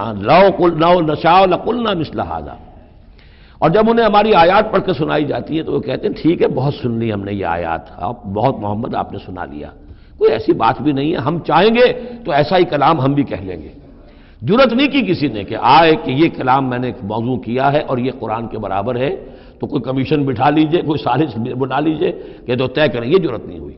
لیکن یہ کہہ دینے میں تو کوئی بات نہیں تھی، زبان کون پکڑے گا؟ لو نشاء لقلنا مثل هذا، اگر ہم چاہیں گے تو ہم بھی ایسے کہہ دیں گے، کوئی ایسی بڑی بات نہیں ہے۔ یہ نضر بن حارث تھا کہ جس کی طرف یہ الفاظ منقول ہیں تاریخ اور سیرت میں۔ ان هذا الا اساطیر الاولین، یہ نہیں ہے یہ مگر یہ کہ پچھلوں کی کہانیاں ہیں، قصے ہیں، جیسے آج بھی مستشرقین کہتے ہیں کہ کچھ تورات سے کچھ انجیل سے محمد نے لے لیا جوڑ جاڑ کر اور یہ قرآن بنایا ہے۔ اب تو خیر وہ دور ذرا بدل گیا ہے، یہ ذرا پچھلی صدی کی بات تھی، اس دور میں لوگ اس قسم کی باتیں زیادہ کرتے تھے۔ وَإِذْ قَالُوا اللَّهُمَّ إِنْ كَانَ هَذَا هُوَ الْحَقُّ، اور وہی بات جو میں نے آپ کو بتائی تھی کل بھی کہ ان قریش کے لیے سب سے بڑا مسئلہ اپنے عوام کو سنبھالنے کا ہو گیا تھا، کیسے روکیں ان کو کہ یہ محمد صلی اللہ علیہ وسلم کا ایمان نہ لائیں۔ اس کے لیے جو اور تدبیریں وہ کرتے تھے اسی کی طرح کی ایک تدبیر کا ذکر آ رہا ہے۔ مجمع عام میں کھڑے ہو کر دعائیں مانگ رہے ہیں کہ اے اللہ، اگر یہ جو کچھ محمد کہہ رہے ہیں اگر یہ حق ہے اور تیرے پاس سے آیا ہے یہ قرآن، فَأَمْطِرْ عَلَيْنَا حِجَارَةً مِّنَ السَّمَاءِ وَإِذْ قَالُوا اللَّهُمَّ إِنْ كَانَ هَذَا هُوَ الْحَقُّ مِنْ عِندِكَ، اگر یہ ہے حق تیری طرف سے، فَأَمْطِرْ عَلَيْنَا حِجَارَةً مِّنَ السَّمَاءِ، تو برسا دے ہم پر پتھر آسمان سے، اب ائتنا بعذاب الیم، یا پھر بھیج دے ہم پر کوئی عذاب۔ اب عذاب آیا نہیں، دیکھ لو، اس کا مطلب یہ کہ یہ محمد جھوٹے ہیں صلی اللہ علیہ وسلم۔ ہم نے تو کہہ دیا، اللہ کو پکار کر کہہ دیا، ہو سکتا ہے کبھی کعبے کے پردے پکڑ پکڑ کر کہا ہو اسی طریقے سے، تاکہ پورا یقین ہو جائے، کسی درجے میں بھی ہمارے عوام کے اندر کوئی وسوسہ، کوئی دغدغہ باقی نہ رہے۔ وَمَا كَانَ اللَّهُ لِيُعَذِّبَهُمْ، اور اللہ تعالیٰ انہیں عذاب نہیں دے سکتا تھا، اللہ کے لیے ممکن نہیں تھا کہ ان پر عذاب بھیجتا، وَأَنْتَ فِيهِمْ، جبکہ ابھی اے محمد آپ ان کے مابین موجود تھے۔ ہجرت سے پہلے معاملہ نہیں ہوا کرتا یہ، اللہ اپنے رسول کو ان کے ساتھی اہل ایمان کو نکال لیتا ہے، اس کے بعد کوئی عذاب اس نوعیت کا آتا ہے جس نوعیت کا وہ عذاب مانگ رہے تھے۔ وَأَنْتَ فِيهِمْ وَمَا كَانَ اللَّهُ مُعَذِّبَهُمْ، اللہ ان کو عذاب دینے والا نہیں تھا، وَهُمْ يَسْتَغْفِرُونَ، جبکہ وہ استغفار بھی کر رہے تھے۔ یعنی اسی مکے میں عوام الناس بھی تو تھے، سادہ لوگ بھی تو تھے، وہ استغفار بھی کرتے تھے، تلبیہ بھی پڑھتے تھے، لبیک اللہم لبیک لبیک اللہم لبیک، یہ بھی تو کرتے تھے، اللہ کو بھی پکارتے تھے۔ تو بڑا گڑبڑ سا معاملہ تھا، جب تک کہ اللہ تعالیٰ یمیز الخبیث من الطیب کر نہ دے، اس وقت تک اس طرح کا معاملہ اللہ تعالیٰ کے لیے درست نہیں تھا۔ وَمَا لَهُمْ أَلَّا يُعَذِّبَهُمْ، باقی وہ عذاب کے پورے طور سے مستحق تو ہو چکے ہیں، اور کیا ہے وہ کون سی رکاوٹ ہے ان کے لیے؟ مَا لَهُمْ أَلَّا يُعَذِّبَهُمْ اللَّهُ، کہ اللہ تعالیٰ ان کو عذاب نہ دے، وَهُمْ يَصُدُّونَ عَنِ الْمَسْجِدِ الْحَرَامِ، جبکہ وہ روک رہے ہیں مسجد حرام سے لوگوں کو، وَمَا كَانُوا أَوْلِيَاءَهُ، اور حقیقت میں یہ اس کے متولی نہیں ہیں، یہ اس کے مختار نہیں ہیں، یہ اس کے ساتھی نہیں ہیں۔ ان اولیاءہ الا المتقون، اس اللہ کے گھر کے تو ولی اور اس کے جو اصل مجاور کہہ لیجئے یا متولی کہہ لیجئے، وہ تو ہوں گے متقی لوگ جو اللہ کا تقوی رکھتے ہوں، اللہ کی بندگی کرتے ہوں۔ ولیکن اکثرہم لا یعلمون، لیکن ان کی اکثریت علم نہیں رکھتی۔ وما کان صلاتہم عند البیت، اور انہوں نے جو نماز کا حلیہ بگاڑا ہے، نہیں ہے ان کی نماز بیت اللہ کے پاس الا مقام و تصدیہ، سیٹیاں بجاتے ہیں، تالیاں پیٹتے ہیں، یہ ان کی نماز رہ گئی ہے۔ طواف کرتے تھے تو اس میں سب سے اونچا طواف تھا برہنہ طواف، اور نماز جو تھی ان کی وہ یہ تھی، سیٹیاں بجاتے ہوئے۔ جیسے کہ آپ کو معلوم ہے کہ بعض علاقوں میں مسجدوں کے اندر جب وہ میلاد کی محفلیں ہوتی ہیں تو اس کے اندر ڈھول اور ڈھمک کا، یہ میں نے سنا ہے کہ خاص طور پر افریقہ کے بعض ممالک میں کام ہوتا ہے۔ یہ اللہ کا شکر ہے اس حد تک کم سے کم یہ کہ بر عظیم پاک و ہند کے اندر جو بھی صورت ہوئی ہے وہ یہ مسجد کے اندر یہ خرافات نہیں ہوئی ہے، باقی باہر ہو رہی ہے جو بھی ہو رہی ہے۔ تو انہوں نے نماز کی بھی شکل یہ بنا دی تھی، فذوقوا العذاب بما کنتم تکفرون، تو اب چکھو مزہ عذاب کا اپنے کفر کی پاداش میں۔ ان الذین کفروا ينفقون اموالهم لیصدوا عن سبیل اللہ، ظاہر بات ہے یہ لشکر آیا تھا تو اس کے لیے بھی تو لاؤ لشکر تیار کرنا پڑا تھا نا، ساز و سامان، 900 اونٹ، 1000 آدمیوں کے لیے راشن بھی چاہیے تھا، مکے سے چل کے مدینے تک آنا ہے، جنگ میں رہنا ہے، تو یہ 10 اونٹ روزانہ جو ہے ذبح ہو رہے تھے اس فوج کے لیے۔ تو یہ سارا جو انفاق کیا ہے کچھ لوگوں نے کیا ہے نا، جو باطل کے لیے انفاق کر رہے تھے، شیطان کے لیے، وہ حزب الشیطان جو ہے، آخر وہ بھی تو مجاہد تھے،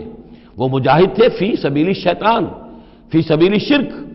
تو جو خرچ کر رہے ہیں اپنے مال لیصدوا عن سبیل اللہ، تاکہ لوگوں کو روک سکیں اللہ کے راستے سے، فسینفقونھا، وہ اور بھی خرچ کریں گے، ابھی انہیں اور بڑے لشکر تیار کرنے پڑیں گے، ثم تکون علیہم حسرۃ،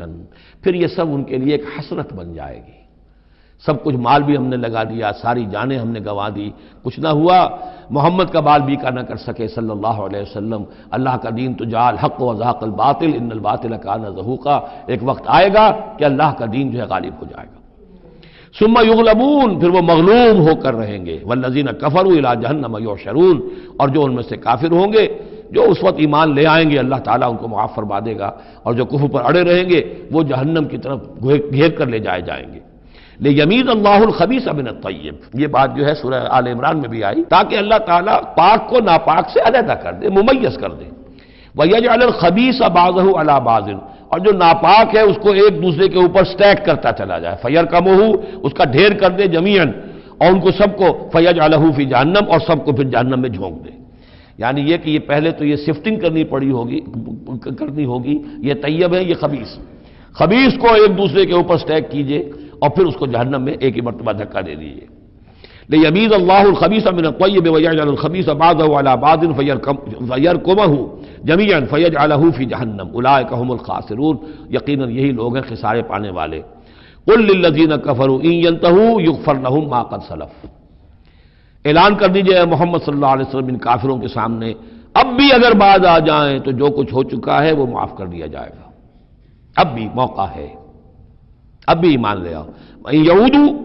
اور اگر وہ ارادہ کریں گے دوبارہ یہی کچھ کریں گے، فقط بدت سنت الاولین، تو پچھلوں کی بھی داستانیں گزر چکی ہیں، ان کی جو بھی کچھ ان پر ہوا ہے وہ سب کو معلوم ہے۔ اب ظاہر بات ہے کہ وہ مکی قرآن تو نازل ہو چکا تھا،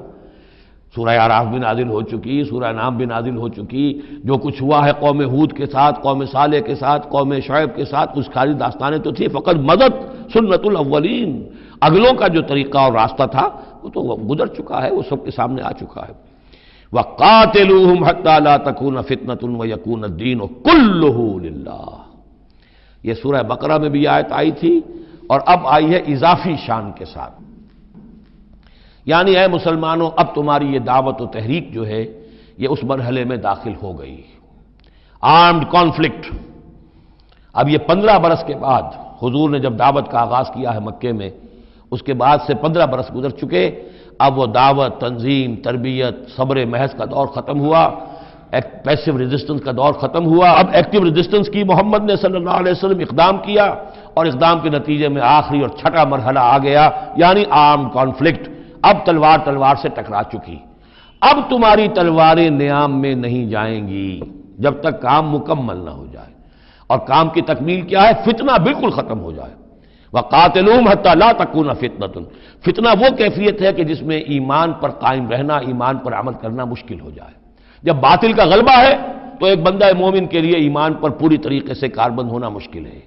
لہذا اس صورتحال کو ختم کرو، یعنی اب دین کا غلبہ ہو جائے۔ حَتَّى لَا تَكُونَ فِتْنَةٌ وَيَكُونَ الدِّينُ كُلُّهُ لِلَّهِ، دین بھی جزوی نہیں، کل کا کل دین اللہ ہی کے تابع آ جائے۔ فَإِنِ انْتَهَوْا فَإِنَّ اللَّهَ بِمَا يَعْمَلُونَ بَصِيرٌ، پھر اگر وہ باز آ جائے تو جو کچھ وہ کر رہے ہیں اللہ اسے دیکھ رہا ہے۔ وَإِن تَوَلَّوْا، اور اگر پیٹھ موڑ لیں، وَاعْلَمُوا، تو اے مسلمانوں تم یہ جان لو، أَنَّ اللَّهَ مَوْلَاكُمْ، اللہ تمہارا مولا ہے، تمہارا ولی ہے، ساتھی ہے، مددگار ہے، پشت پناہ ہے۔ نعم المولا ونعم النصیر، کیا ہی اچھا ہے وہ حمایتی اور کیا ہی خوب ہے وہ مددگار۔ وَاعْلَمُوا أَنَّمَا غَنِمْتُم مِّن شَيْءٍ فَأَنَّ لِلَّهِ خُمُسَهُ وَلِلرَّسُولِ وَلِذِي الْقُرْبَى وَالْيَتَامَى وَالْمَسَاكِينِ وَابْنِ السَّبِيلِ إِن كُنتُمْ آمَنتُم بِاللَّهِ وَمَا أَنزَلْنَا عَلَىٰ عَبْدِنَا يَوْمَ الْفُرْقَانِ يَوْمَ الْتَقَى الْجَمْعَانِ وَاللَّهُ عَلَىٰ كُلِّ شَيْءٍ قَدِيرٌ صدق اللہ العظیم۔ اب یہاں وہ مال غنیمت کا حکم بیان ہو رہا ہے۔ وَاعْلَمُوا، جان لو، انما غنمتم من شیء، جو بھی غنیمت تمہیں حاصل ہوئی ہے، فَأَنَّ لِلَّهِ خُمُسَهُ، تو اس کا خمس، پانچواں حصہ تو اللہ کے لیے ہے، وَلِلرَّسُولِ، اور رسول کے لیے ہے، وَلِذِي الْقُرْبَى، اور رسول کے قرابت داروں کے لیے ہے۔ یہ بات سمجھ لیجئے یہاں اچھی طرح کہ در حقیقت حضور صلی اللہ علیہ وسلم کا جو معاش کا معاملہ تھا، جب تک آپ مکے میں تھے حضرت خدیجہ الکبریٰ رضی اللہ تعالی عنہا کی دولت جو ہے اس سے آپ کا کام چل رہا تھا، جو بھی بچا کچا ان کا سرمایہ تھا۔ مدینے میں آ کر ظاہر بات ہے کہ اب آپ کے پاس اپنا کوئی ذریعہ معاش نہیں تھا، نہ آپ کوئی تجارت کرتے تھے، تو اب آپ کے اخراجات، اور پھر یہ کہ آپ کے بھی قرابت دار ہیں، آپ کی ازواج مطہرات ہیں، ان کے اخراجات کہاں سے آئیں گے؟ تو مال غنیمت میں سے خمس جو ہے وہ اس کام کے لیے رکھ لیا گیا، گویا وہ بیت المال کا حصہ ہوگا، اور بیت المال ہی کفالت کرے گا حضور کی بھی اور حضور کے قرابت داروں کی بھی۔ اس کے علاوہ اس بیت المال میں یتامى والمساکین وابن السبیل، اس میں حصہ ہوگا یتیموں کے لیے بھی اور مساکین اور محتاجوں کے لیے بھی اور مسافروں کے لیے بھی۔ یہ گویا کہ پانچواں حصہ مال غنیمت کا تو ہو گیا، سرکار سمجھ لیجیے سرکاری ہو گیا، لیکن اس سرکار میں سب سے بڑا خرچ جو ہے وہ در حقیقت محمد رسول اللہ صلی اللہ علیہ وسلم کے ذاتی، آپ کے اخراجات، آپ کے ازواج مطہرات کا نان نفقہ، آپ کے قرابت داروں کا ذوی القربیٰ، جس میں آپ کو بھی تو ظاہر بات ہے کہ کچھ نہ کچھ صلہ رحمی آپ فرماتے تھے، تو اس کے لیے، اور یہ کہ یتیموں اور مساکین کے لیے وابن السبیل۔ ان کنتم آمنتم باللہ، اگر تم ایمان رکھتے ہو اللہ پر، وما انزلنا علی عبدنا، اور اس شے پر جو ہم نے نازل کی اپنے بندے پر، یوم الفرقان، فیصلے کے دن، یعنی جو شے نازل کی وہ ہے غیبی امداد، نصرت غیبی، جو فرشتے آئے۔ ظاہر بات ہے کہ وہ ایک انسین جو ہے غیب کا معاملہ ہے، فرشتوں کو دیکھا تو کسی نے نہیں، تو جیسے وحی آتی تھی حضرت جبرائیل لے کر آتے تھے تو اس پر ایمان رکھتے ہو کہ یہ قرآن جو ہے اللہ کی طرف سے ہے، ایسے ہی تمہیں یقین ہونا چاہیے کہ اللہ تعالیٰ نے اپنا وہ وعدہ پورا فرمایا اور اللہ تعالیٰ نے فرشتے بھیجے۔ تو اگر تمہیں وہ یقین ہے تو پھر تم اس حکم کو پورے طور پر یوں سمجھیے کہ دلی طور پر اس کو قبول کرو، خوش دلی کے ساتھ پوری طریقے سے، کہ خمس جو ہے وہ تو اللہ اور اس کے رسول کا، بیت المال کا۔ بقیہ کے بارے میں حضور نے فرما دیا کہ 4/5 جو ہے یہ اب تقسیم ہو جائے گا مجاہدین کے درمیان۔ اس میں اس سے کوئی بحث نہیں ہے کہ کس نے کتنا جمع کیا، سارا مال ایک جگہ جمع ہوگا اور پھر اس کے حصے لگیں گے، چاہے کوئی پہرے پر تھا، جنگ کی نوبت ہی نہیں آئی، چاہے یہ کہ کوئی باقاعدہ جنگ میں کسی نے حصہ لیا، چاہے کسی نے مال غنیمت جمع کیا، چاہے نہیں کیا، جو بھی جنگ میں ہیں ان کو برابر کا حصہ ملے گا۔ اس میں یہ ہے کہ جو سواریوں والے تھے انہیں دوہرا، اور جو پیدل تھے انہیں اکیرا،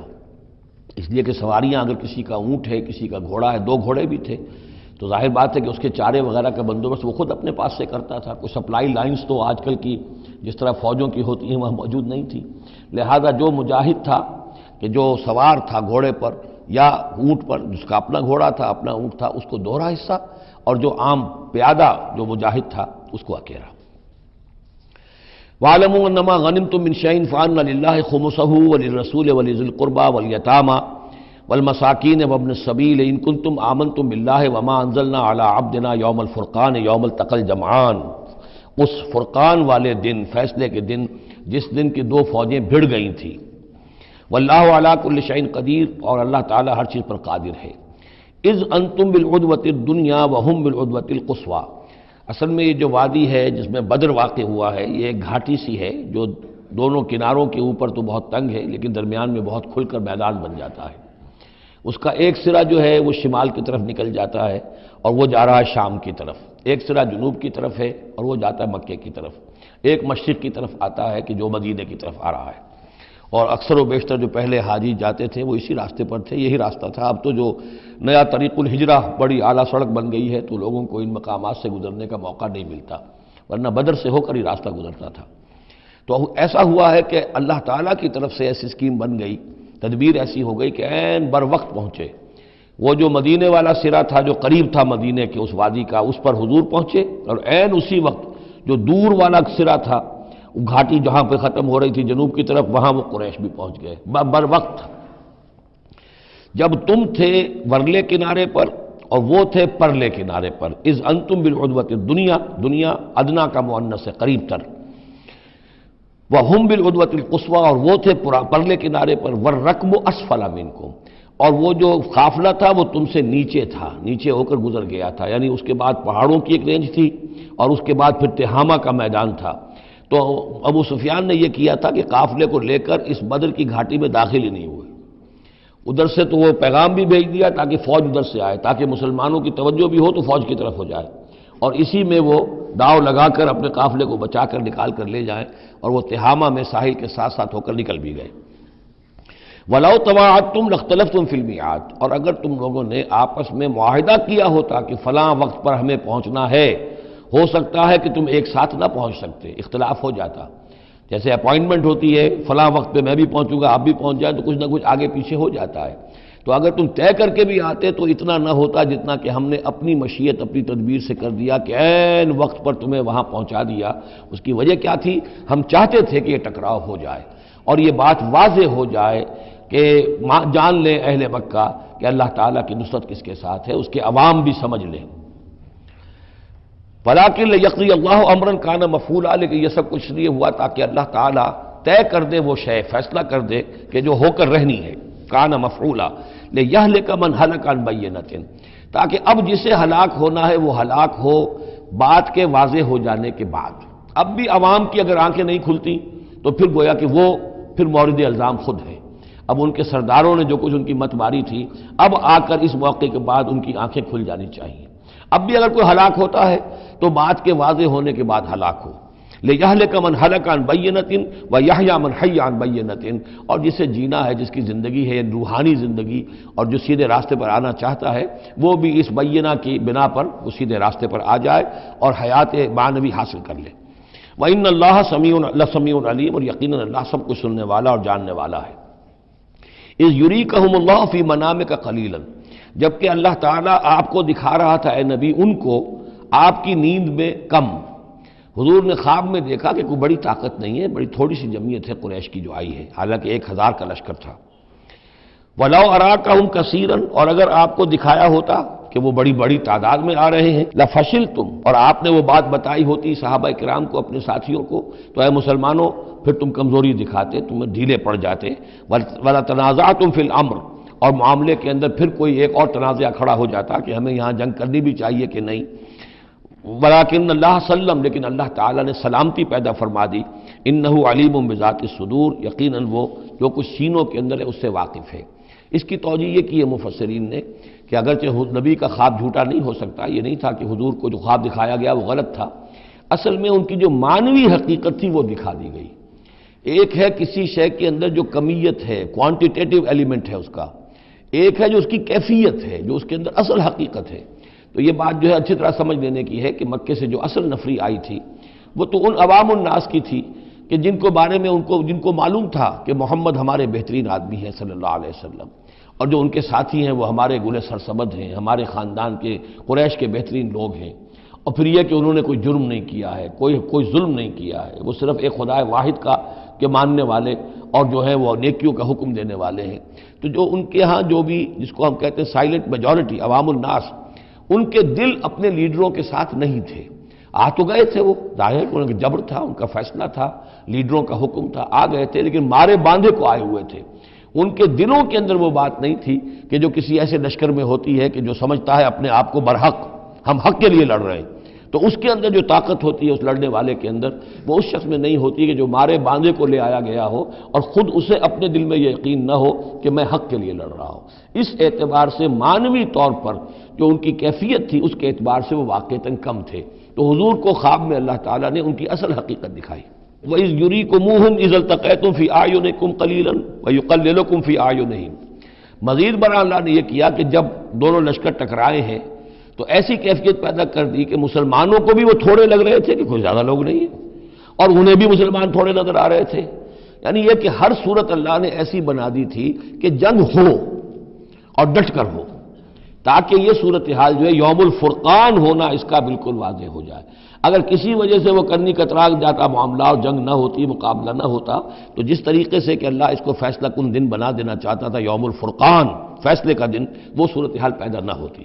لِيَقْضِيَ اللَّهُ أَمْرًا كَانَ مَفْعُولًا، تاکہ اللہ پورا کر دے اس معاملے کو کہ جو ہونے والا ہی تھا۔ وَإِلَى اللَّهِ تُرْجَعُ الْأُمُورُ، اور تمام معاملات بالآخر تو اللہ ہی کی طرف لوٹا دیے جائیں گے۔ یا ایھا الذین آمنوا اذا لقیتم فئۃ فاثبتوا، اے اہل ایمان جب بھی اب تمہارا، اب چونکہ دور شروع ہو گیا ہے، اب تمہاری جد و جہد جو ہے وہ آخری مرحلے میں داخل ہو چکی ہے، مسلح تصادم کا آغاز ہو چکا ہے، اور یہ تو ابھی پہلی جنگ ہے، ابھی جنگیں اور آنی ہیں، اگلے ہی سال غزوہ احد ہو گیا۔ جب بھی تمہارا مقابلہ ہو کسی فوج سے فاثبتوا، پہلا حکم تو یہ ہے کہ پھر ثابت قدم رہو، قدم جمائے رکھو۔ دوسرا حکم وَاذْكُرُوا اللَّهَ كَثِيرًا، اور اللہ کا ذکر کرو کثرت کے ساتھ، لعلکم تفلحون، تاکہ تم فلاح پاؤ۔ تمہاری جو طاقت ہے وہ اللہ تعالیٰ کے بھروسے پر ہے۔ وَاصْبِرْ وَمَا صَبْرُكَ إِلَّا بِاللَّهِ، ایک بندہ مومن کا صبر جو ہے وہ اللہ کے بھروسے پر ہے، لہذا اللہ یاد رہے گا، اللہ کے ساتھ قلبی تعلق، روحانی تعلق استوار ہوگا تو تم ثابت قدم رہو گے، اور اگر اللہ کے رشتہ ٹوٹ گیا، قلبی رشتہ، روحانی رشتہ، تو پھر تمہارے اندر جان نہیں ہوگی۔ اور تیسرا حکم لعلکم تفلحون، تاکہ تم مراد پاؤ، اور تیسرا حکم اطیعوا اللہ ورسولہ، اور دیکھو تیسرا حکم یہ ہے کہ جو ڈسپلن ہے اس کی پابندی کرو، حکم مانو اللہ کا اور اس کے رسول کا۔ اب ویسے تو یہاں اللہ کا حکم بھی کہا گیا ہے، ظاہر بات ہے کہ وہاں تو ہر وقت جو حکم آتا تھا وہ رسول کا حکم آتا تھا،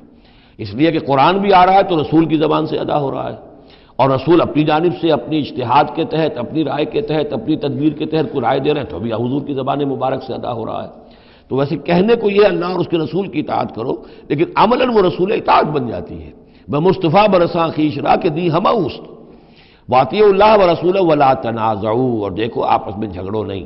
یہی وہ الفاظ آئے ہیں جو سورہ آل عمران میں ہم پڑھ چکے ہیں۔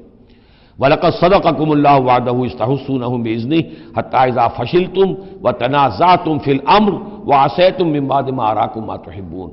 اب یہ ایک سال بعد ہونے والا ہے، یہ ایک سال پہلے ان سے کہا جا رہا ہے نظم کی پابندی کرو، اطاعت رسول پر کاربند رہو، ولا تنازعوا، اختلاف نہ کرو، جھگڑا نہ ڈالو، فتفشلوا، تو تم ڈھیلے پڑ جاؤ گے، وتذهب ريحكم، اور تمہاری ہوا اکھڑ جائے گی، واصبروا، اور ثابت قدم رہو، ان اللہ مع الصابرین، یقیناً اللہ تعالیٰ صابروں کے ساتھ ہے، اللہ کی نصرت، تائید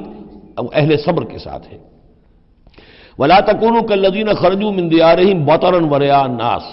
ان لوگوں کے مانند نہ ہو جانا کبھی جو نکلے تھے اپنے گھروں سے اتراتے ہوئے، اینٹتے ہوئے، اکڑتے ہوئے لوگوں کو دکھانے کے لیے۔ یہ وہ قریش کا لشکر جب چلا ہے تو ابو جہل نے جو بھی ساز و سامان کیا تھا اس کے لیے ڈھول ڈھمکا بھی تھا، اور اس کے ساتھ جو ہے ہر طرح کا لاؤ لشکر، تو وہ تو جا رہے تھے بالکل اس خیال سے کہ فتح ہماری ہے ہی ہے اور ہم مسل کر رکھ دیں گے، جیسے مچھر کو مسل دیا جاتا ہے۔ یہ مسلمان ہیں ہی کتنے، وہ جو ہے خوب اپنے شان و شوکت کا مظاہرہ کرتے ہوئے جا رہے تھے۔ وَيَصُدُّونَ عَن سَبِيلِ اللَّهِ، اور حقیقت کیا تھی کہ اللہ کے راستے سے روک رہے تھے۔ وَاللَّهُ بِمَا يَعْمَلُونَ مُحِيطٌ، اور جو کچھ وہ کر رہے تھے اللہ اس کا احاطہ کیے ہوئے تھا، اللہ کے قابو سے باہر جانے والی ان کی کوئی تدبیر نہیں تھی۔ وَإِذْ زَيَّنَ لَهُمُ الشَّيْطَانُ أَعْمَالَهُمْ، اور جب کہ شیطان نے ان کے لیے ان کے اعمال کو مزین کر دیا تھا۔ وَقَالَ لَا غَالِبَ لَكُمُ الْيَوْمَ، اور اس نے ان کے کان میں یہ پھونک ماری تھی، یہ وسوسہ ڈالا تھا، آج تم پر کوئی غالب نہیں آ سکتا۔ مکے سے نکلی ہو نفری اور 1000 کی، یہ تو گویا کہ بڑی انہونی سی بات تھی، عرب کے اندر اس طرح کے مواقع بہت کم آتے تھے۔ لا غالب لکم اليوم من الناس، کوئی انسانوں میں سے تم پر غالب نہیں آ سکتا۔ وانی جار لکم، اور میں بھی تمہارے ساتھ ہی ہوں۔ فلما تراءت الفئتان، اور جب دونوں لشکروں نے ایک دوسرے کو دیکھا، آمنے سامنے ہوئی، نکص علی عقبیہ، تو وہ شیطان اپنی ایڑیوں کے بل پیچھے مڑ گیا، بھاگا۔ وقال، اور اس نے کہا انی بریء منکم، میں تم سے لا تعلق ہوں، میرا تم سے کوئی تعلق نہیں۔ انی ارا ما لا ترون، میں وہ کچھ دیکھ رہا ہوں جو تم نہیں دیکھ رہے۔ فرشتوں کو دیکھنا جو ہے، چونکہ یہ بھی ناری مخلوق ہے، نور اور نار میں بڑا قرب ہے۔ نوری مخلوق ہے ملائکہ، اور ناری مخلوق ہے جن، اور یہ جن ہے عزازیل، ابلیس۔ تو اس کو نظر آ گیا فرشتے آ رہے، انی ارا ما لا ترون، میں وہ کچھ دیکھ رہا ہوں جو تم نہیں دیکھ سکتے۔ انی اخاف اللہ، مجھے اللہ کا خوف ہے۔ واللہ شدید العقاب، اور اللہ سزا دینے میں بہت سخت ہے۔ اذ یقول المنافقون والذین فی قلوبہم مرض، اب یہ ایک نقشہ تو یہ تھا کہ جب چلے آ رہے تھے قریش کا لشکر لے کر ابو جہل اور اس کے ساتھی سردار، اور ادھر شیطان بھی ان کو پہلے تو پیٹ ٹھوکتا ہوا آ رہا ہے، اور عین وقت پر جو ہے وہ ان کو ساتھ چھوڑ کر بھاگا ہے۔ ادھر جب مدینے کے اندر اب جہاں وہاں سے مسلمان چلے تھے، حضور چلے تھے، تو جو کوئی منافق پیچھے رہ گئے تھے وہ اب باتیں کر رہے تھے۔ اذ یقول المنافقون والذین فی قلوبہم مرض، جبکہ کہہ رہے تھے وہ منافق لوگ اور وہ لوگ کہ جن کے دلوں میں روگ تھا، غر ہؤلاء دینہم، ان مسلمانوں کو تو ان کے دین نے بالکل دھوکے میں ڈال دیا ہے، مت ماری گئی ہے، دماغ خراب ہو گیا ہے، قریش سے ٹکرانے چلے ہیں، ان کی عقل جواب دے گئی ہے۔ ہم تو پہلے بھی سمجھتے تھے کہ یہ سفہاء ہیں، بے وقوف ہیں، احمق ہیں، لیکن اب تو معلوم ہوتا ہے کہ سرے سے مت ماری گئی۔ غر ہؤلاء دینہم، ان کے دین نے ان کی مت مار دی۔ ومن یتوکل علی اللہ فإن اللہ عزیز حکیم، انہیں کیا پتا کہ جو کوئی توکل کرے اللہ پر تو اللہ تعالیٰ زبردست ہے، حکمت والا۔ وَلَوْ تَرَىٰ إِذْ يَتَوَفَّى الَّذِينَ كَفَرُوا الْمَلَائِكَةُ، اور کاش تم دیکھ سکتے جب کہ قبض کرتے ہیں فرشتے ان کافروں کو، ان کی جانوں کو، یضربون وجوہہم، ان کے چہروں پر ضرب لگاتے ہوئے، وادبارہم، اور ان کی پیٹھوں پر، وذوقوا عذاب الحریق، اور کہتے اب چکھو جلنے کا عذاب۔ ذالک بما قدمت ایدیکم، اور یہ وہ کچھ ہے جو تمہارے اپنے ہاتھوں نے آگے بھیجا ہے۔ وان اللہ لیس بظلام للعبید، اور یہ کہ اللہ تو ہرگز اپنے بندوں کے حق میں ظالم نہیں ہے، ظلم کرنے والا نہیں ہے۔ کداب آل فرعون والذین من قبلہم، جیسے کہ معاملہ ہوا آل فرعون کا اور ان کا جو ان سے پہلے تھے۔ آل فرعون سے پہلے قوم شعیب سے پہلے صدوم اور عمورہ کی بستیاں، ان سے پہلے قوم سمود، ان سے پہلے قوم عاد، ان سے پہلے قوم نوح، یہ ہم سورہ اعراف کے اندر یہ ساری چیزیں پڑھ کر آئے۔ کداب آل فرعون والذین من قبلہم کفروا بآیات اللہ، انہوں نے بھی اللہ کی آیات کا کفر کیا۔ فأخذہم اللہ بذنوبہم، تو اللہ نے پکڑ لیا انہیں ان کے گناہوں کی پاداش میں۔ ان اللہ قوی شدید العقاب، یقیناً اللہ تعالیٰ قوی ہے، قوت والا ہے، زور آور ہے، اور سزا دینے میں سخت ہے۔ ذالک بان اللہ لم یکن مغیرا نعمۃ انعمها علی قوم حتی یغیروا ما بانفسہم، یہ اس لیے ہے کہ اللہ تعالیٰ کا یہ طریقہ نہیں ہے کہ کوئی نعمت جو اس نے کسی قوم کو دی ہو اس میں تغیر کر دے جب تک کہ وہ قوم اپنے اندر کی کیفیت کو متغیر نہ کر دے۔ یعنی یہ ہر قوم جو اٹھی تھی اسی شکل میں اٹھی تھی کہ اللہ تعالیٰ نے ایک نبی بھیجا، جیسے کہ قوم ہود ختم ہوئی تو حضرت ہود اور ان کے ساتھیوں کے ذریعے سے ایک نئی قوم وجود میں آئی جو آگے چل کر سمود کہلائی۔ تو یہ لوگ کون تھے؟ یہی لوگ تھے جن کو اللہ نے نعمت دی تھی، انعام دیا تھا، احسان کیا تھا، ایمان انہیں ملا تھا، لیکن جب انہوں نے اپنی اس نعمتوں کو بدل دیا، کفر کی روش پر آ گئے، توحید کی پگڈنڈی چھوڑ کر، توحید کی شاہراہ کو چھوڑ کر شرک کی پگڈنڈیوں پہ مڑ گئے، تو پھر اللہ تعالیٰ کی نعمت بھی تبدیل ہو جاتی ہے، اللہ تعالیٰ نعمت سلب کر لیتا ہے، انعام کی جگہ پر اللہ کا عذاب آ جاتا ہے۔ ذالک بان اللہ لم یکن مغیرا نعمتا انعمها علی قوم حتی یغیروا ما بانفسہم۔ یہی ہے جو مضمون آگے بھی آئے گا سورہ رعد میں بھی، اور اس کو پھر یہ کہ اردو میں بھی ایک شعر میں لوگوں نے پیش کیا ہے کہ خدا نے آج تک اس قوم کی حالت نہیں بدلی، نہ ہو جس کو خیال آپ اپنی حالت کے بدلنے کا۔ قوموں کے اپنے اندر کے حالات بدلتے ہیں تو پھر تقدیر بدلتی ہے، صرف خواہش سے، وشفل تھنکنگ سے، امانی سے کوئی بات نہیں ہوا کرتی۔ اور قوم ظاہر بات ہے کہ افراد پر مشتمل ہوتی ہے، پہلے کچھ افراد بدلیں گے، ان کے اندر قلب ماہیت ہوگی، ان کا باطن بدلے گا، ان کی سوچ، ان کے نظریات، ان کے خیالات، ان کے مقاصد، ان کی دلچسپیاں، ان کی امنگیں تبدیل ہو جائیں گے۔ یہ اندر کے بدلے ہوئے لوگ جو ہیں جب کثیر تعداد میں ہوں گے تو پھر یہ مل جل کر زور لگائیں گے، طاقت لگائیں گے، معاشرے کو بدل دیں گے، اور پھر یہ اس طریقے سے کہ انقلاب آئے گا۔ کیوں بجاں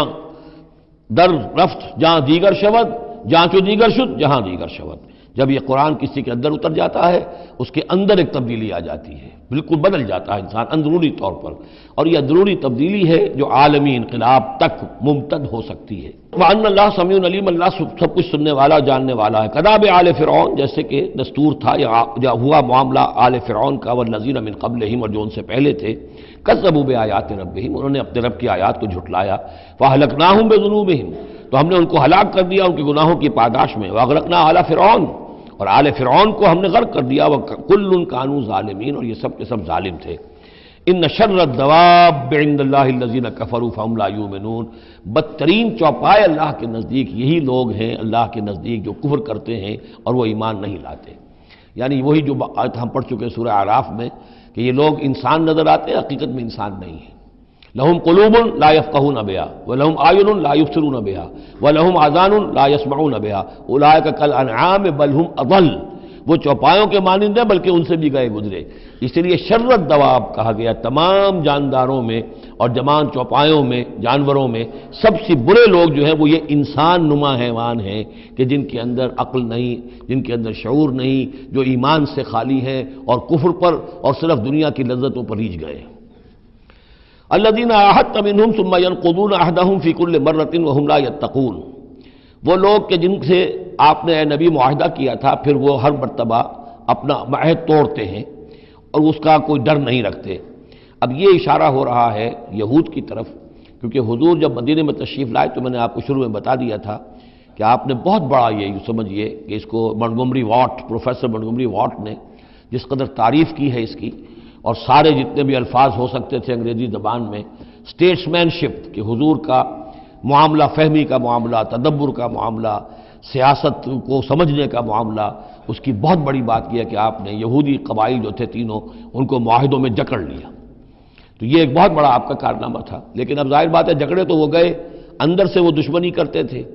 ساز باز کرتے تھے، اوپر معاہدہ ہے، اندر سے ساز باز چل رہی ہے، پیغامات بھیجے جا رہے ہیں قریش کو کہ کیا کر رہے ہیں آپ لوگ، کیوں دیر کر رہے ہیں، کیوں نہیں حملہ کرتے، ہم اندر سے آپ کی مدد کریں گے۔ تو یہ کھدبد ابھی چل رہی تھی۔ تو فرمایا الذین عاہدت منہم ثم ینقضون عہدہم، وہ لوگ کہ جن سے نبی آپ نے عہد کیا، معاہدے کیے، اور وہ یہ کہ اپنے معاہدے توڑ رہے ہیں، فی کل مرۃ، ہر بار، وہم لا یتقون، اور وہ ڈرتے نہیں ہیں۔ فإما تثقفنہم فی الحرب، تو اگر آپ پا جائیں انہیں جنگ میں، فشرد بہم من خلفہم، تو ان کو ایسی سزا دیجئے کہ جو پیچھے ہیں ان کے ہوش ٹھکانے آ جائیں، لعلہم یذکرون، تاکہ انہیں عبرت حاصل ہو جائے۔ یعنی یہ کہ اب ایک تو یہ ہے کہ وہ کوئی صرف ان کی جو ہے وہ وہاں سے خطوط جا آ رہے ہیں، پیغام رسانی ہو رہی ہے، لیکن کہیں اگر ان میں کا کوئی شخص جنگ میں بھی پکڑا جائے، واقعتاً وہ جنگ میں شریک ہو جائے، قریش کی طرف سے آ جائے اور پکڑا جائے، تو پھر اس کو وہ سزا دیجئے کہ جو ایک کی سزا جو ہے وہ سینکڑوں کے ہوش ٹھکانے کر دے۔ یہ ہے مطلب۔ وَإِمَّا تَثْقَفَنَّهُمْ فِي الْحَرْبِ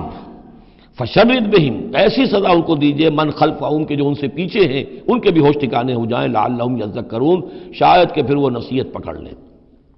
وَإِمَّا تَخَافَنَّ مِنْ قَوْمٍ خِيَانَةً، اور اگر آپ کسی کو قومی سطح پر اندیشہ ہو جائے آپ کو کسی سے کہ وہ خیانت پر اتر آئی ہے، یعنی ایک ہے انڈیویجول ایکٹس، بنو قریظہ کا کوئی شخص ہے جو کام کر رہا ہے، بنو قریظہ کا سردار کہے گا صاحب مجھے کیا معلوم، یہ ایک شخص کا انڈیویجول معاملہ ہے، اس نے کوئی خط لکھ دیا ہوگا قریش کو یا کوئی سلسلہ جرمانی کیا ہوگا، لیکن یہ ہمارا اجتماعی معاملہ نہیں ہے، ہم معاہدے کے پابند ہیں۔ بنو قینقاع کا کوئی شخص ہے، اس نے کر دیا، تو اس کے لیے تو پہلا حکم آ گیا، وہ کہیں اگر مل جائے، جنگ میں مل جائے، کیونکہ ویسے تو اسے ہاتھ نہیں لگا سکتے، معاہدہ ہے ان کے ساتھ، تو معاہدہ ہے، اس کو کیا سزا دیں گے،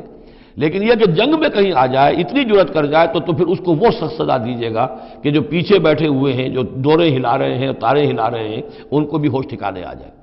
لیکن یہ کہ اگر آپ کو اندیشہ ہو جائے کہ کوئی قبیلہ جو ہے وہ خلاف ورزی کرنے پر اتر آیا ہے، خیانت کرنے پر اتر آیا ہے، وَإِمَّا تَخَافَنَّ مِنْ قَوْمٍ خِيَانَةً، کسی کی طرف سے خیانت کا آپ کو اندیشہ ہی ہو جائے، فَانبِذْ إِلَيْهِمْ عَلَىٰ سَوَاءٍ، تو پھر پھینک دیجئے ان کی طرف کھلم کھلا، یعنی پھر معاہدے کو ایبروگیٹ کیجئے، کہہ دیجئے کہ آج سے ہمارا کوئی معاہدہ نہیں۔ یہ نہیں ہے کہ معاہدہ بھی قائم رہے اور آپ ان کے خلاف اقدام بھی کر دیں، یہ صحیح نہیں ہے، اس لیے کہ یہ مقام جو ہے اخلاقی اعتبار سے بھی غلط ہے، اور خاص طور پر آپ کا مقام، مقام نبوت، اس کے اعتبار سے کسی درجے میں بھی نہیں ہے کہ کسی قوم کے ساتھ معاہدہ بھی ہے،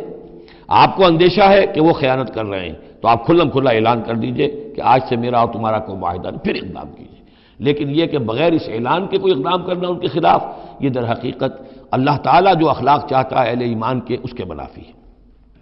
وَإِمَّا تَخَافَنَّ مِنْ قَوْمٍ خِيَانَةً فَانبِذْ إِلَيْهِمْ عَلَىٰ سَوَاءٍ، اصل میں یہی وہ بات تھی جس کے حوالے سے مولانا مودودی مرحوم نے 1948 میں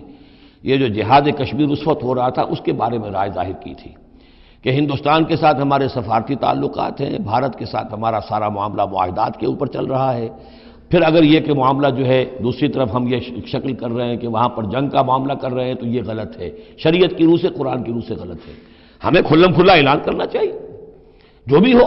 اللہ تعالیٰ پر بھروسہ رکھنا چاہیے، کھل کر سامنے آنا چاہیے۔ یہ یا کہ میز کے اوپر تو معاہدہ ہے، ہاتھ مل رہے ہیں اور میز کے نیچے سے ٹانگیں گھسیٹی جا رہی ہیں، یہ دنیا داروں کا دھندا تو ٹھیک ہے، لیکن اسلام کی روح سے ایک اسلام کے نام پر بننے والی مملکت کی حکومت کا یہ طرز عمل درست نہیں ہے۔ یہ تھا وہ معاملہ جو سن 48 میں مولانا مودودی نے یہ رائے ظاہر کی تھی، اور اس پر پھر کافی ان کے خلاف جو ہے عوامی جذبات جو ہیں وہ بہت جو ہے اس وقت بہت بلند ہو گئے تھے، مشتعل ہو گئے تھے، اس لیے کہ عوام کی اپنی سوچ ہوتی ہے۔ وَإِمَّا تَخَافَنَّ مِنْ قَوْمٍ خِيَانَةً فَانبِذْ إِلَيْهِمْ عَلَىٰ سَوَاءٍ، معاہدہ ان کے منہ پر دے مارو، ان اللہ لا يحب الخائنین، یقیناً اللہ تعالیٰ کو خیانت کرنے والے پسند نہیں ہے۔ وَلَا يَحْسَبَنَّ الَّذِينَ كَفَرُوا سَبَقُوا، اور نہ سمجھے وہ لوگ جنہوں نے کفر کیا ہے کہ وہ بچ نکلے ہیں، یعنی یہ کہ اب اگر کچھ لوگ بچ کے بھی تو چلے گئے نا، آخر 1000 کی نفری آئی تھی، انہم لا یعجزون، یہ جو بچ کر چلے گئے وہ یہ نہ سمجھے کہ وہ اللہ کو عاجز کر دیں گے، وہ عاجز نہیں کر سکیں گے۔ وَأَعِدُّوا لَهُم مَّا اسْتَطَعْتُمْ، اور اے مسلمانوں اب جب یہ نیا دور شروع ہو ہی گیا ہے تمہاری اس دعوت و تحریک کا، تو اب پوری طریقے سے اپنے امکان بھر سامان حرب تیار کرو۔ اعدوا لہم، اعداد، تیاری کرنا، اسلحہ تیار کرو، سامان جنگ تیار کرو، گھوڑے تیار رکھو، رسالہ تمہارا ہونا چاہیے، جو بھی تمہارے لیے ممکن ہے۔ یہ توکل کا مطلب یہ نہیں ہے کہ تم ہاتھ پر ہاتھ دھر کر بیٹھ رہو اللہ تمہاری مدد کرے گا۔ اعدوا لہم ما استطعتم، اپنی استطاعت جو ہے اس کی حد تک تو پوری تیاری کرو، من قوت، طاقت سے بھی، ومن رباط الخیل، اور پلے ہوئے گھوڑوں کے ذریعے سے بھی، اس لیے کہ اس زمانے میں جنگ کے لیے سب سے زیادہ جو مؤثر شے تھی آپ کو معلوم ہے وہ گھوڑا، تیز رفتار ہے، اونٹ جو ہے تیز دوڑ نہیں سکتا ہے، اور اسی حوالے سے آج سمجھ لیجئے ہمارے لیے بہت اہم مسئلہ ہے یہ، اللہ تعالیٰ نے شاید عالم اسلام میں پورے میں پتہ نہیں 50 60 70 کتنے ملک دنیا میں ہیں مسلمان کہلاتے ہیں، ایک ملک ہے صرف جسے ایٹمک صلاحیت دی ہے، اور یہ امانت پوری امت مسلمہ کی ہے، مسلمانان پاکستان کے پاس، اور اس کے بارے میں اگر امریکہ کا دباؤ قبول کر لیا گیا تو یہ سب سے بڑی خیانت ہوگی اللہ کے ساتھ، امت مسلمہ کے ساتھ، اللہ کے دین کے ساتھ۔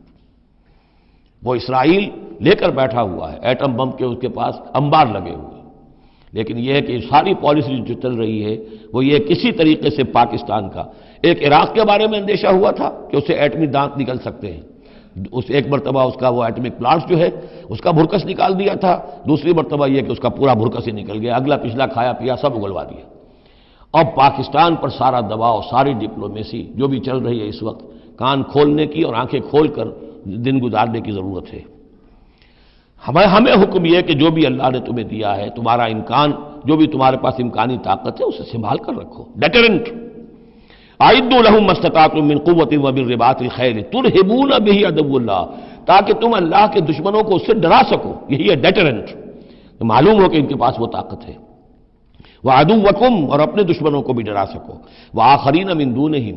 ایک تو ہے اللہ کے دشمن اور تمہارے دشمن ایک اور بھی ہیں جو ان کے سوا ہیں، ان کے پرے ہیں، انہیں تم نہیں جانتے، لا تعلمونہم اللہ یعلمہم، اللہ انہیں جانتا ہے، یعنی وہ مارے آستین منافقین ہیں، یہ تمہاری اپنی آستینوں کے اندر بیٹھے ہوئے ہیں، تمہیں پتہ بھی نہیں ہے کہ وہ لوگ بھی در حقیقت ففتھ کالمسٹ عنصر ہے کہ جو در حقیقت تمہاری تباہی چاہتا ہے، بربادی چاہتا ہے۔ وما تنفقوا من شیء، اب ظاہر بات ہے کہ اگر ساز و سامان فراہم کرنا ہے، اسلحہ فراہم کرنا ہے، اور ساز و سامان کے لیے جو ہے گھوڑے تیار کرنے ہیں تو انفاق کرنا پڑے گا، انفقوا مما رزقناکم وما تنفقوا من شیء فی سبیل اللہ یوفی الیکم، اور دیکھو جو کچھ بھی تم خرچ کرو گے اللہ کی راہ میں وہ پورا پورا تمہیں مل جائے گا، پورا پورا دیا جائے گا، وانتم لا تظلمون، اور تم پر کوئی زیادتی نہیں ہوگی، تمہاری کوئی حق تلفی نہیں ہوگی۔ تم دو تو صحیح، اب وہ پورے 2 رکوع ذہن میں لے آئیے جو سورہ بقرہ میں ہم نے پڑھے تھے کہ اگر کوئی شخص اللہ کی راہ میں مال خرچ کرتا ہے، فی سبیل اللہ خرچ کرتا ہے، تو جیسے ایک دانہ جو ہے وہ زمین کے اندر ڈال دیتے ہو، اس سے جو ایک پودا نکلتا ہے، اس میں سٹے ہوتے ہیں، 7 سٹے ہیں، اور ہر سٹے کے اندر 100 دانے ہیں، تو وہ ایک دانہ 700 دانے پیدا کر رہا ہے، اور اللہ تعالیٰ جس کو چاہے گا 700 گنا سے بھی زیادہ اجر و ثواب دے گا۔ کہاں سیت کر رکھ رہے ہو اپنے پیسے، خرچ کر دو اسے، اس لیے کہ اب اس دعوت کا اور اس تحریک کا اور محمد رسول اللہ کی جو جد و جہد ہے اس کا وہ مرحلہ آ گیا ہے کہ اب ساز و سامان اور کیل کانٹے سے لیس ہونا ضروری ہے۔ وَإِن جَنَحُوا لِلسَّلْمِ فَانْجَحْ لَهَا، اور اے نبی اگر وہ اپنے بازو اپنے کندھے نیچے گرا دے امن کے لیے، صلح کے لیے، اگر قریش آمادہ ہو جاتے ہیں تو آپ بھی جھک جائیے، کوئی بات نہیں، صلح کر لیجیے۔ وَتَوَکَّلْ عَلَى اللَّهِ، اللہ پر توکل کیجیے، یعنی یہ کہ اگر وہ صلح کرنے کے اوپر آمادہ ہے صلح کر لیجئے، اور ڈریے نہیں کہ ہو سکتا ہے وہ چال چل رہے ہوں، نہیں، صلح کا جواب صلح سے دیجئے، لیکن یہ کہ اللہ پر توکل کیجئے، وَهُوَ السَّمِيعُ الْعَلِيمُ، وہ سب کچھ إِنَّهُ هُوَ السَّمِيعُ الْعَلِيمُ، یقیناً وہ سب کچھ سننے والا اور جاننے والا ہے۔ وَإِن يُرِيدُوا أَن يَخْدَعُوكَ، اور اگر وہ چاہتے ہو کہ آپ کو دھوکہ دے دیں، فَإِنَّ حَسْبَكَ اللَّهُ، تب بھی آپ نہ گھبرائیں، آپ کے لیے اللہ کافی ہے، اللہ کی طرف سے ضمانت ہے۔ هُوَ الَّذِي أَيَّدَكَ بِنَصْرِهِ وَبِالْمُؤْمِنِينَ، وہی تو ہے اللہ جس نے اے نبی آپ کی مدد کی ہے اپنی نصرت سے اور اہل ایمان کے ذریعے، یہ ذرا نوٹ کیجئے، اللہ نے محمد کی مدد کی ہے اہل ایمان کے ذریعے، یعنی اللہ تعالیٰ کا یہ فضل ہوا محمد رسول اللہ صلی اللہ علیہ وسلم پر کہ ایسے صحابہ عطا فرمائے جو مخلص تھے،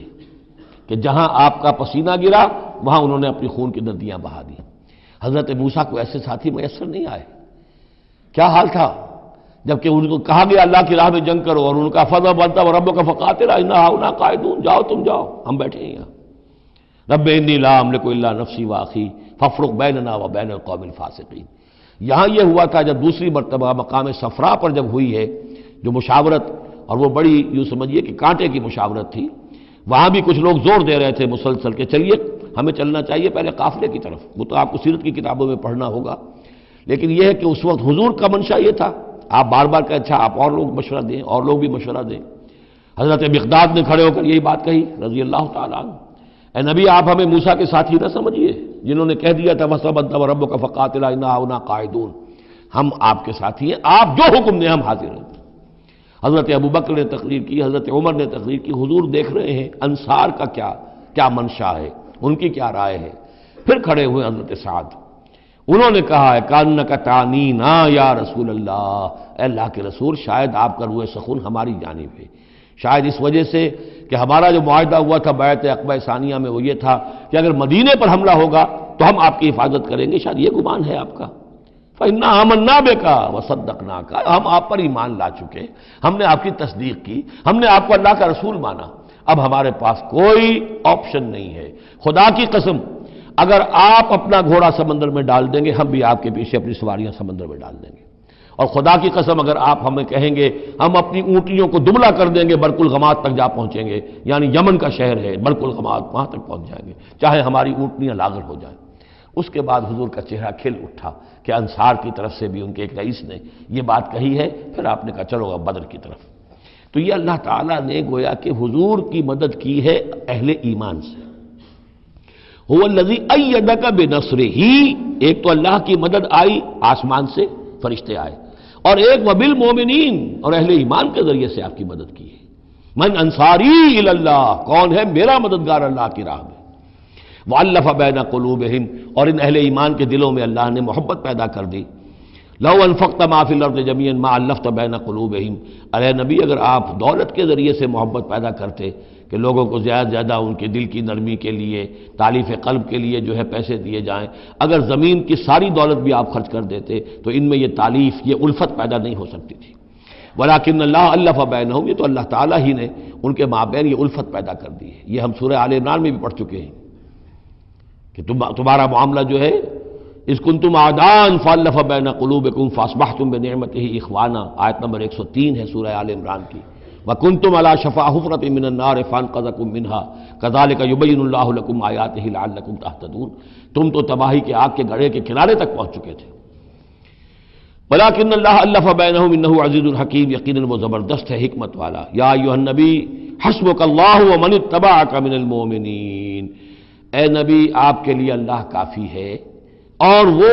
کہ جو پیروی کر رہے ہیں آپ کی اہل ایمان میں سے۔ ایک ترجمہ تو اس کا یہ ہوگا، یعنی جو اگر اوپر والی آیت کے ساتھ اس کو جوڑے، ایک یہ بھی ہو سکتا ہے اے نبی اللہ کافی ہے آپ کے لیے بھی،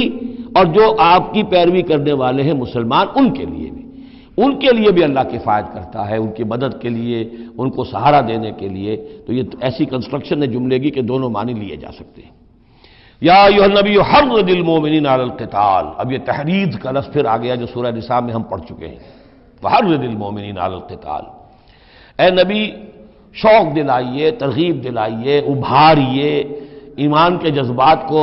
ذرا اپیل کیجئے اہل ایمان کے کہ وہ قتال پر آمادہ ہوں۔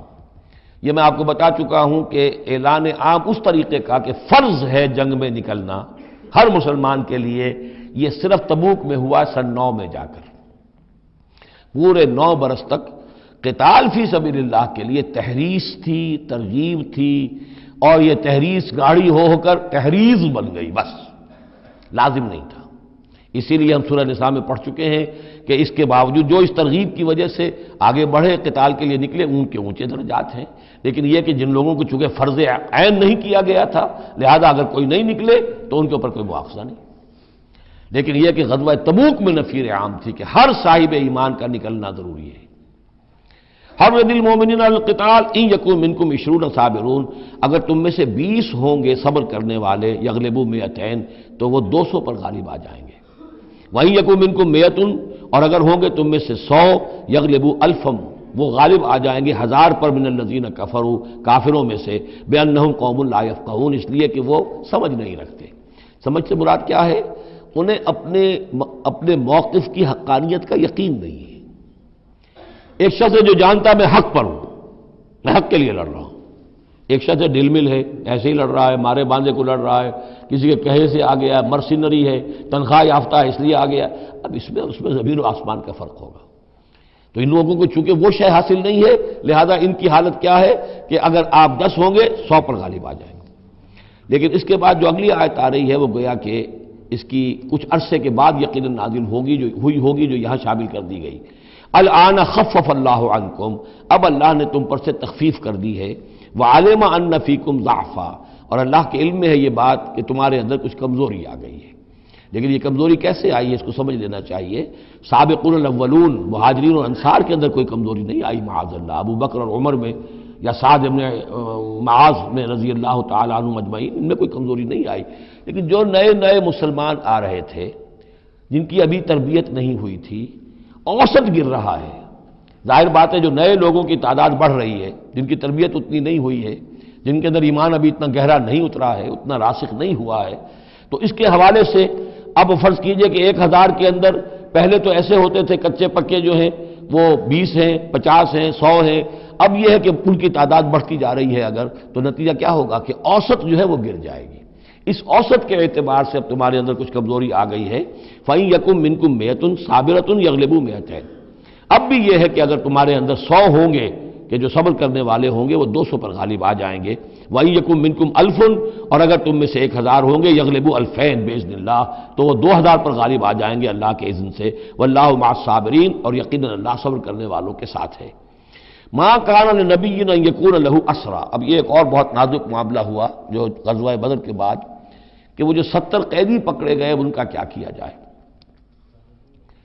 جو قریش کے 70 قیدی، اب اس کی ایک شکل تو یہ تھی، مشاورت کی حضور نے، حضرت ابوبکر کی ایک رائے تھی، حضور کی اپنی رائے بھی وہی تھی، اس لیے کہ جو مزاج حضور کا تھا، آپ شفیق، نرم، رؤوف،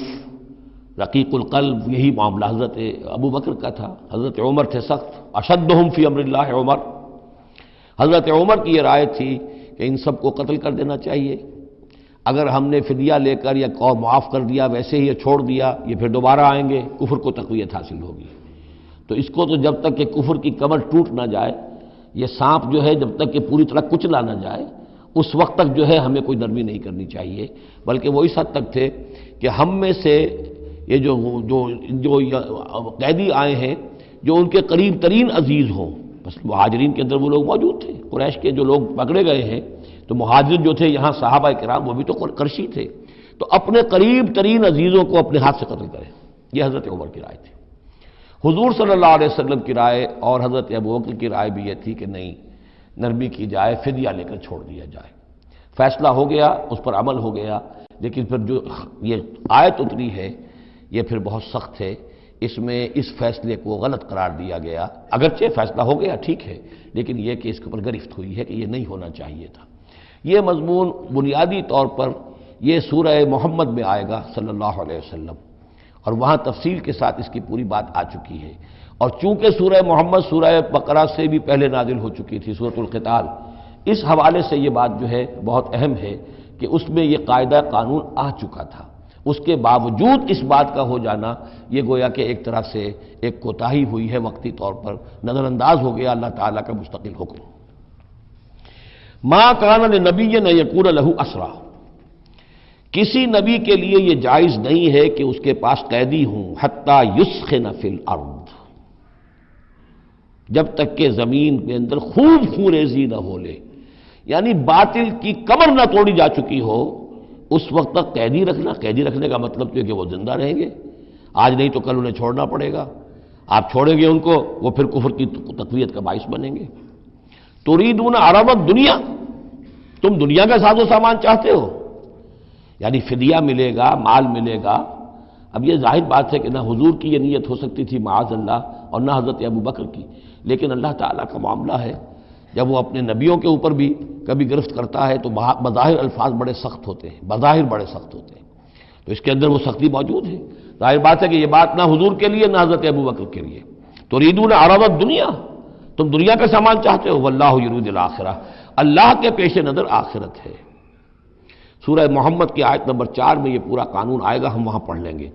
واللہ عزیز حکیم، اور اللہ تعالی عزیز اور حکیم ہے۔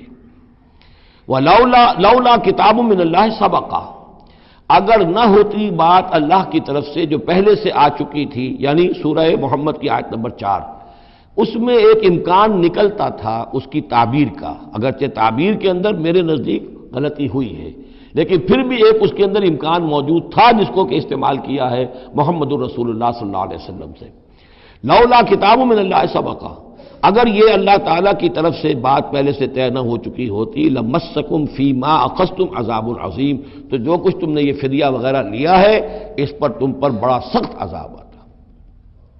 قانون ہم سورہ محمد میں پڑھیں گے کہ وہ کیا تھا، اور اس کی انٹرپریٹیشن کے اندر یہاں حضور نے کس جگہ سے گنجائش نکالی۔ دیکھیے ہوتا یہ ہے کہ آپ کا رجحان نرمی کا ہے تو آپ ایک ہی بات کے اندر سے نرم پہلو نکال لیں گے، جیسے کہ میں نے عرض کیا تھا کہ جو لوگ کے سنتے ہیں الذین یستمعون القول فیتبعون احسن، وہ لوگ کہ جو کسی بات کو سن کر پھر پیروی کرتے ہیں اس میں سے بہترین کی، جو بھی اس میں اعلیٰ ترین درجہ ہے اس تک پہنچنے کی کوشش کرتے ہیں۔ لیکن طبیعت کے اندر اگر نرمی تھی تو اس نرمی کی وجہ سے حضور نے اس کے اندر ایک اپنے لیے گنجائش نکال لی، لیکن چونکہ اس آیت کے اندر وہ گنجائش واقعتاً موجود ہے، لہذا فرمایا اگر وہ نہ ہوا ہوتا، لولا کتاب من اللہ سبقہ، اگر وہ آیت پہلے نازل نہ ہو چکی ہوتی، لمسکم فیما اخذتم عذاب عظیم، تو تم پر جو بھی تم نے لیا ہے یہ فدیہ وغیرہ، اس پر تم پر بڑی سخت پکڑ ہوتی اور عذاب آتا۔ روایات میں آتا ہے کہ حضور بھی اور حضرت ابوبکر بھی دونوں پھر اس آیت کے نزول کے بعد روتے رہے ہیں کہ ہم سے یہ خطا ہوئی ہے۔ بہرحال خطا اجتہادی ہے، کوئی غلط اس طرح کی نہیں ہے کہ کسی صریح حکم کی خلاف ورزی کی گئی ہو، وہ یہ ہے کہ جو بھی اس میں رعایت رکھی گئی تھی اس کو آپ نے اپنے اجتہاد سے اس کے اندر سے جو بھی نرمی کا پہلو تھا وہ نکال دیا۔ فَكُلُوا مِمَّا غَنِمْتُمْ حَلَالًا طَيِّبًا، تو اب کھاؤ جو تمہیں ملا ہے غنیمت۔ غنیمت میں وہ بھی ہے جو عین جنگ کے موقع پر مال غنیمت ملا، اور جو فدیہ اب مل رہا ہے وہ بھی غنیمت ہے۔ حلالاً طیبہ، کھاؤ، اس میں کوئی اب تمہیں ہچکچاہٹ نہ ہو، حلال اور طیب ستھرا۔ واتقوا اللہ، اللہ کا تقوی اختیار کرو، ان اللہ غفور الرحیم، یقیناً اللہ تعالیٰ بخشنے والا رحم فرمانے والا ہے۔ یا ایھا النبی قل لمن فی ایدیکم من الاسریٰ، اے نبی کہہ دیجئے ان لوگوں سے جو آپ کے قبضے میں ہیں قیدی۔ اب قیدیوں میں جان لیجئے حضرت عباس ابن عبد المطلب بھی تھے رضی اللہ عنہ، جو حضور کے چچا تھے۔ گمان غالب یہ ہے کہ وہ ایمان تو لا چکے تھے، اپنے ایمان کا اعلان نہیں کیا تھا، لہذا جنگ میں کفار کے ساتھ ہو کر آئے تھے، وہ بھی گرفتار تھے۔ اور بھی کچھ لوگ تھے کہ جن کے بارے میں حضور جانتے تھے کہ یہ لوگ جو ہے اپنی دلی خواہش سے نہیں آئے ہیں، بلکہ یہ کہ اپنے سرداروں کے دباؤ کی وجہ سے آئے ہیں، لیکن قانون تو قانون ہے۔ تو اس طریقے کا معاملہ جب ہوا ہے، اور پھر حضور کے اپنے اقدامات، وہ قیدی ہیں ابو العاص، ان کی بڑی صاحبزادی زینب رضی اللہ تعالی عنہ نے پھر ان کے لیے اپنا وہ ہار بھیجا ہے جو حضرت خدیجہ نے انہیں شادی کے موقع پر دیا تھا۔ تو یہ ایسی کیفیات ہیں، ہم جب پڑھتے ہیں ان چیزوں کے تو ہمارے لیے تو ایک تعلق جو ہے وہ ایک ماضی کی تاریخ کے قصوں کی ہے۔ وہاں تو یہ خونی رشتے بھی تھے، تعلقات بھی تھے، ایک ہی خاندان ہے، ایک ہی قبیلہ ہے، اسی کے لوگ آئے ہوئے ہیں۔ تو اب حضور کے دل میں جو ہے اس وقت سنا یہ ہے کہ جب رات کے وقت کراہ رہے تھے حضرت عباس، انہیں باندھا ہوا تھا، سخت ظاہر بات ہے قیدیوں کو جکڑا ہوا ہے رسیوں کے اندر، تو ان کے جو کچھ اتنا بند تھے کہ سخت تھے، وہ جو بند تھے جن میں بندھے ہوئے تھے کہ کراہ رہے تھے، تو حضور نے کہا تمام قیدیوں کے بند ڈھیلے کر دو۔ یہ نہیں کہا کہ صرف عباس کا بند ڈھیلا کر دو، بلکہ آپ نے ان کی کراہنے کی آواز سن کر پھر آپ نے فرمایا سب کے بند ڈھیلے کرو، اتنا سخت ان کو نہ باندھو۔ تو اس طرح کا معاملہ جو ہے اس کو ذہن میں رکھیے۔ یا ایھا النبی قل لمن فی ایدیکم من الاسریٰ، کہہ دیجئے ان سے جو آپ کے ہاتھ میں اب قیدی ہیں، ان یعلم اللہ فی قلوبکم خیرا، دیکھو اگر جو کچھ تمہارے دلوں میں ہے اللہ کے علم میں ہے کہ وہ خیر ہے، یؤتکم خیرا مما اخذ منکم، تو جو کچھ تم سے اس وقت لیا گیا ہے اس سے بہتر اللہ تمہیں دے دے گا۔ یعنی یہ کہ نیت کا معاملہ تمہارا اور اللہ کے مابین ہے، ہمارا معاملہ قانون کا ہے۔ تم آئے کفار کے ساتھ جنگ کرتے ہوئے آئے ہو، پکڑے گئے ہو، اب ان میں کوئی ڈسکریمنیشن نہیں ہو سکتی۔ کوئی شخص کہے کہ نہیں صاحب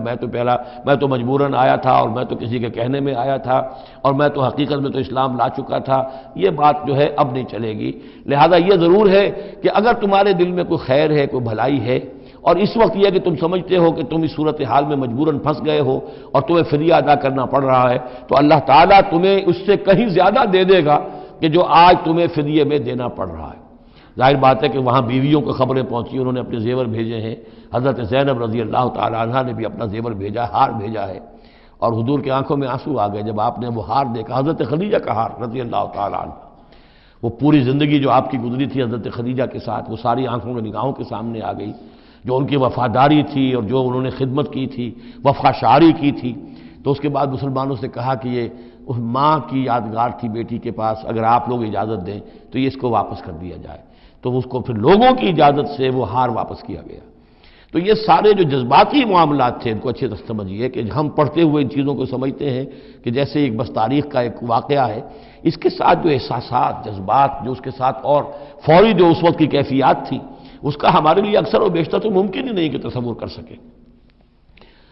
یا ایھا النبی قل لمن فی ایدیکم من الاسریٰ، اے نبی کہہ دیجئے ان لوگوں سے جو آپ لوگوں کے قبضے میں ہیں اس وقت، ان قیدیوں میں سے، ان یعلم اللہ فی قلوبکم خیرا، اگر اللہ کے علم میں ہے کہ تمہارے دل میں خیر ہے، یؤتکم خیرا مما اخذ منکم، تو جو کچھ تم سے لیا گیا ہے اللہ اس سے بہتر تمہیں دے دے گا، ویغفر لکم، اور تمہیں بخش دے گا، واللہ غفور الرحیم، اور اللہ غفور الرحیم ہے۔ وَإِن يُرِيدُوا خِيَانَتَكَ، اور اگر یہ آپ سے خیانت کرنا چاہیں، جھوٹ بول رہے ہوں، جھوٹی قسمیں کھا رہے ہوں کہ ہمارے ساتھ تو معاملہ یوں ہو گیا تھا اور ایسے آ گئے تھے، فقد خانوا اللہ من قبل، تو پھر یہ پہلے اللہ سے بھی خیانتیں کرتے رہے ہیں، فامکنا منہم فامکنا منکم، اللہ تعالیٰ نے ان کو پکڑوا دیا، واللہ علیم حکیم، اللہ حکیم اور علیم ہے۔ اب یہ یوں سمجھیے کہ کنکلوڈنگ آیات ہے سورہ مبارکہ کی، ان الذین آمنوا وہاجروا وجاہدوا باموالہم وانفسہم فی سبیل اللہ والذین آووا ونصروا اولئک بعضهم اولیاء بعض، یقیناً وہ لوگ جو ایمان لائے اور جنہوں نے ہجرت کی اور جہاد کیا اپنے اموال اور جانوں کے ساتھ اللہ کی راہ میں، اور وہ لوگ جنہوں نے انہیں پناہ دی اور ان کی مدد کی، اولئک بعضهم اولیاء بعض، یہ وہ لوگ ہیں کہ جو ایک دوسرے کے ساتھی ہیں، رفیق ہیں۔ یہ آپ نے بات سمجھ لی۔ اس وقت تک مسلمان معاشرہ جو ہے یہ دو حصوں میں علیحدہ علیحدہ منقسم تھا، مہاجرین، انصار۔ اگرچہ مہاجرین اور انصار کو بھائی بھائی بنایا جا چکا تھا، لیکن ظاہر بات ہے کہ صرف اس طرح کے تعلق سے وہ پورا جو قبائلی نظام جو ہے وہ ایک دم تو تلپٹ نہیں ہو جاتا۔ تو اس وقت تک یہ صورتحال بھی یہ ہے کہ جو پہلے جو 8 مہمیں حضور نے بھیجی ہیں اس میں کسی انصاری کو شریک نہیں کیا، وہ ایکسکلوسیولی مہاجر فینومینن تھا۔ جنگ بدر میں پہلی مرتبہ جو ہے انصار شریک ہوئے ہیں، ورنہ پہلے صرف مہاجرین تھے۔ لہذا وہ پہلی آیت جو ہے ان الذین آمنوا، وہ لوگ جو ایمان لائے، وہاجروا، انہوں نے مکے سے ہجرت کی، مدینے آ گئے، وجاہدوا باموالہم وانفسہم فی سبیل اللہ، اور انصار مدینہ تو اب جہاد میں شریک ہوئے ہیں، یہ 1.5 سال سے اس جہاد میں پہلے سے چلے آ رہے ہیں کہ پوری 8 مہمیں جو پہلے کی ہیں وہ ایکسکلوسیو جو ہیں وہ صرف مہاجرین نے کی ہیں۔ وجاہدوا باموالہم وانفسہم فی سبیل اللہ، یہ ایک طبقہ ہو گیا، ایک جماعت ہو گئی۔ والذین آووا، اور انصار کی شان کیا ہے؟ انہوں نے انہیں جگہ دی، پناہ دی، اپنے گھر تقسیم کر دیے، اپنی دکانیں تقسیم کر دی، اور اس طریقے سے مسلمانوں کے لیے اپنے دلوں میں بھی اور اپنے گھروں میں بھی پوری جگہ پیدا کی۔ اولئک بعضهم اولیاء بعض، انہوں نے مدد بھی کی، یہ سب ایک دوسرے کے ساتھی ہیں۔ والذین آمنوا ولم یہاجروا، اور وہ لوگ کہ جو ایمان لائے لیکن ہجرت نہیں کی، ما لکم من ولایتہم من شیء، تمہارا ان کے ساتھ اب کوئی تعلق نہیں۔ آگے چل کر سورہ نساء میں جو بعد میں نازل ہوئی ہیں، پڑھ چکے ہم پہلے، ان میں تو یہ ہے کہ وہ کافر اور منافق قرار دیا گیا، ان کے ساتھ وہی سلوک کرو جو کافروں کے ساتھ ہے، انہیں پکڑو اور قتل کرو، الا یہ کہ کسی ایسی قبیلے سے ہوں جن کے ساتھ تمہارا معاہدہ ہو، وہ پورا قانون وہاں آ گیا ہے۔ لیکن یہاں بھی پہلی بات بتا دی گئی، اب کوئی ولایت باہمی تمہاری ان کے ساتھ نہیں ہے۔ یعنی فرض کیجئے کوئی شخص کہتا ہے میں تو ایمان لا چکا تھا، مجبوراً آئے تھے لیکن ہجرت کیوں نہیں کی؟ جب ہجرت نہیں کی تو اب تمہارا شمار ہوگا انہی لوگوں کے ساتھ جن کے ساتھ تم جنگ کر کے آئے ہو۔ تم یہ نہیں کہہ سکتے کہ میرا تعلق جو ہے اہل ایمان سے شمار کیا جانا چاہیے۔ والذین آمنوا ولم یہاجروا ما لکم من ولایتہم من شیء، تو کوئی تمہاری ان سے رفاقت نہیں ہے، کوئی تعلق نہیں ہے، کوئی عہد نہیں ہے، کوئی قول و قرار نہیں ہے۔ یہ آیت بھی معلوم ہوتا ہے کہ انہی جو اسیر تھے غزوہ بدر کے، انہی کی طرف اصل میں روح سخن ہے۔ حتیٰ یہاجروا، جب تک کہ وہ ہجرت نہ کریں، ہاں اب واپس جائیں، فدیہ دے کر جائیں، پھر ہجرت کر کے آ جائیں تو ٹھیک ہے، پھر وہ مسلمانوں میں سے ہوں گے، تمہارے بھائی ہوں گے، تمہارے حمایتی ہوں گے اور تم ان کی حمایت کرو گے۔ وَإِنِ اسْتَنصَرُوكُمْ فِي الدِّينِ، اور وہ لوگ کہ جو ایمان تو لائے لیکن ہجرت نہیں کی، اپنے اپنے قبیلوں میں رہے یا مکے میں رہے، اگر وہ تم سے مدد مانگے دین میں، فَعَلَيْكُمُ النَّصْرُ، تو اے مسلمانوں تم پر واجب ہے ان کی مدد کرنا، إِلَّا عَلَىٰ قَوْمٍ بَيْنَكُمْ وَبَيْنَهُمْ مِيثَاقٌ، سوائے اس کے کہ وہ کسی ایسی قوم سے تعلق رکھتے ہوں کہ جن کے اور تمہارے درمیان کوئی معاہدہ ہے۔ اگر کوئی قبیلہ ہے کہ جس کے ساتھ حضور نے معاہدہ کیا ہوا ہے صلح کا، اور وہاں کوئی مسلمان ہے اور وہ ہجرت تو کر نہیں رہا، وہاں سے وہ مدد کی درخواست کرتا ہے کہ میری مدد کی جائے، تو اس کے خلاف اس کی مدد نہیں کی جائے گی، اس لیے کہ قوم کے ساتھ معاہدہ ہے۔ واللہ بما تعملون بصیر، اور جو کچھ تم کر رہے ہو اللہ اسے دیکھ رہا ہے۔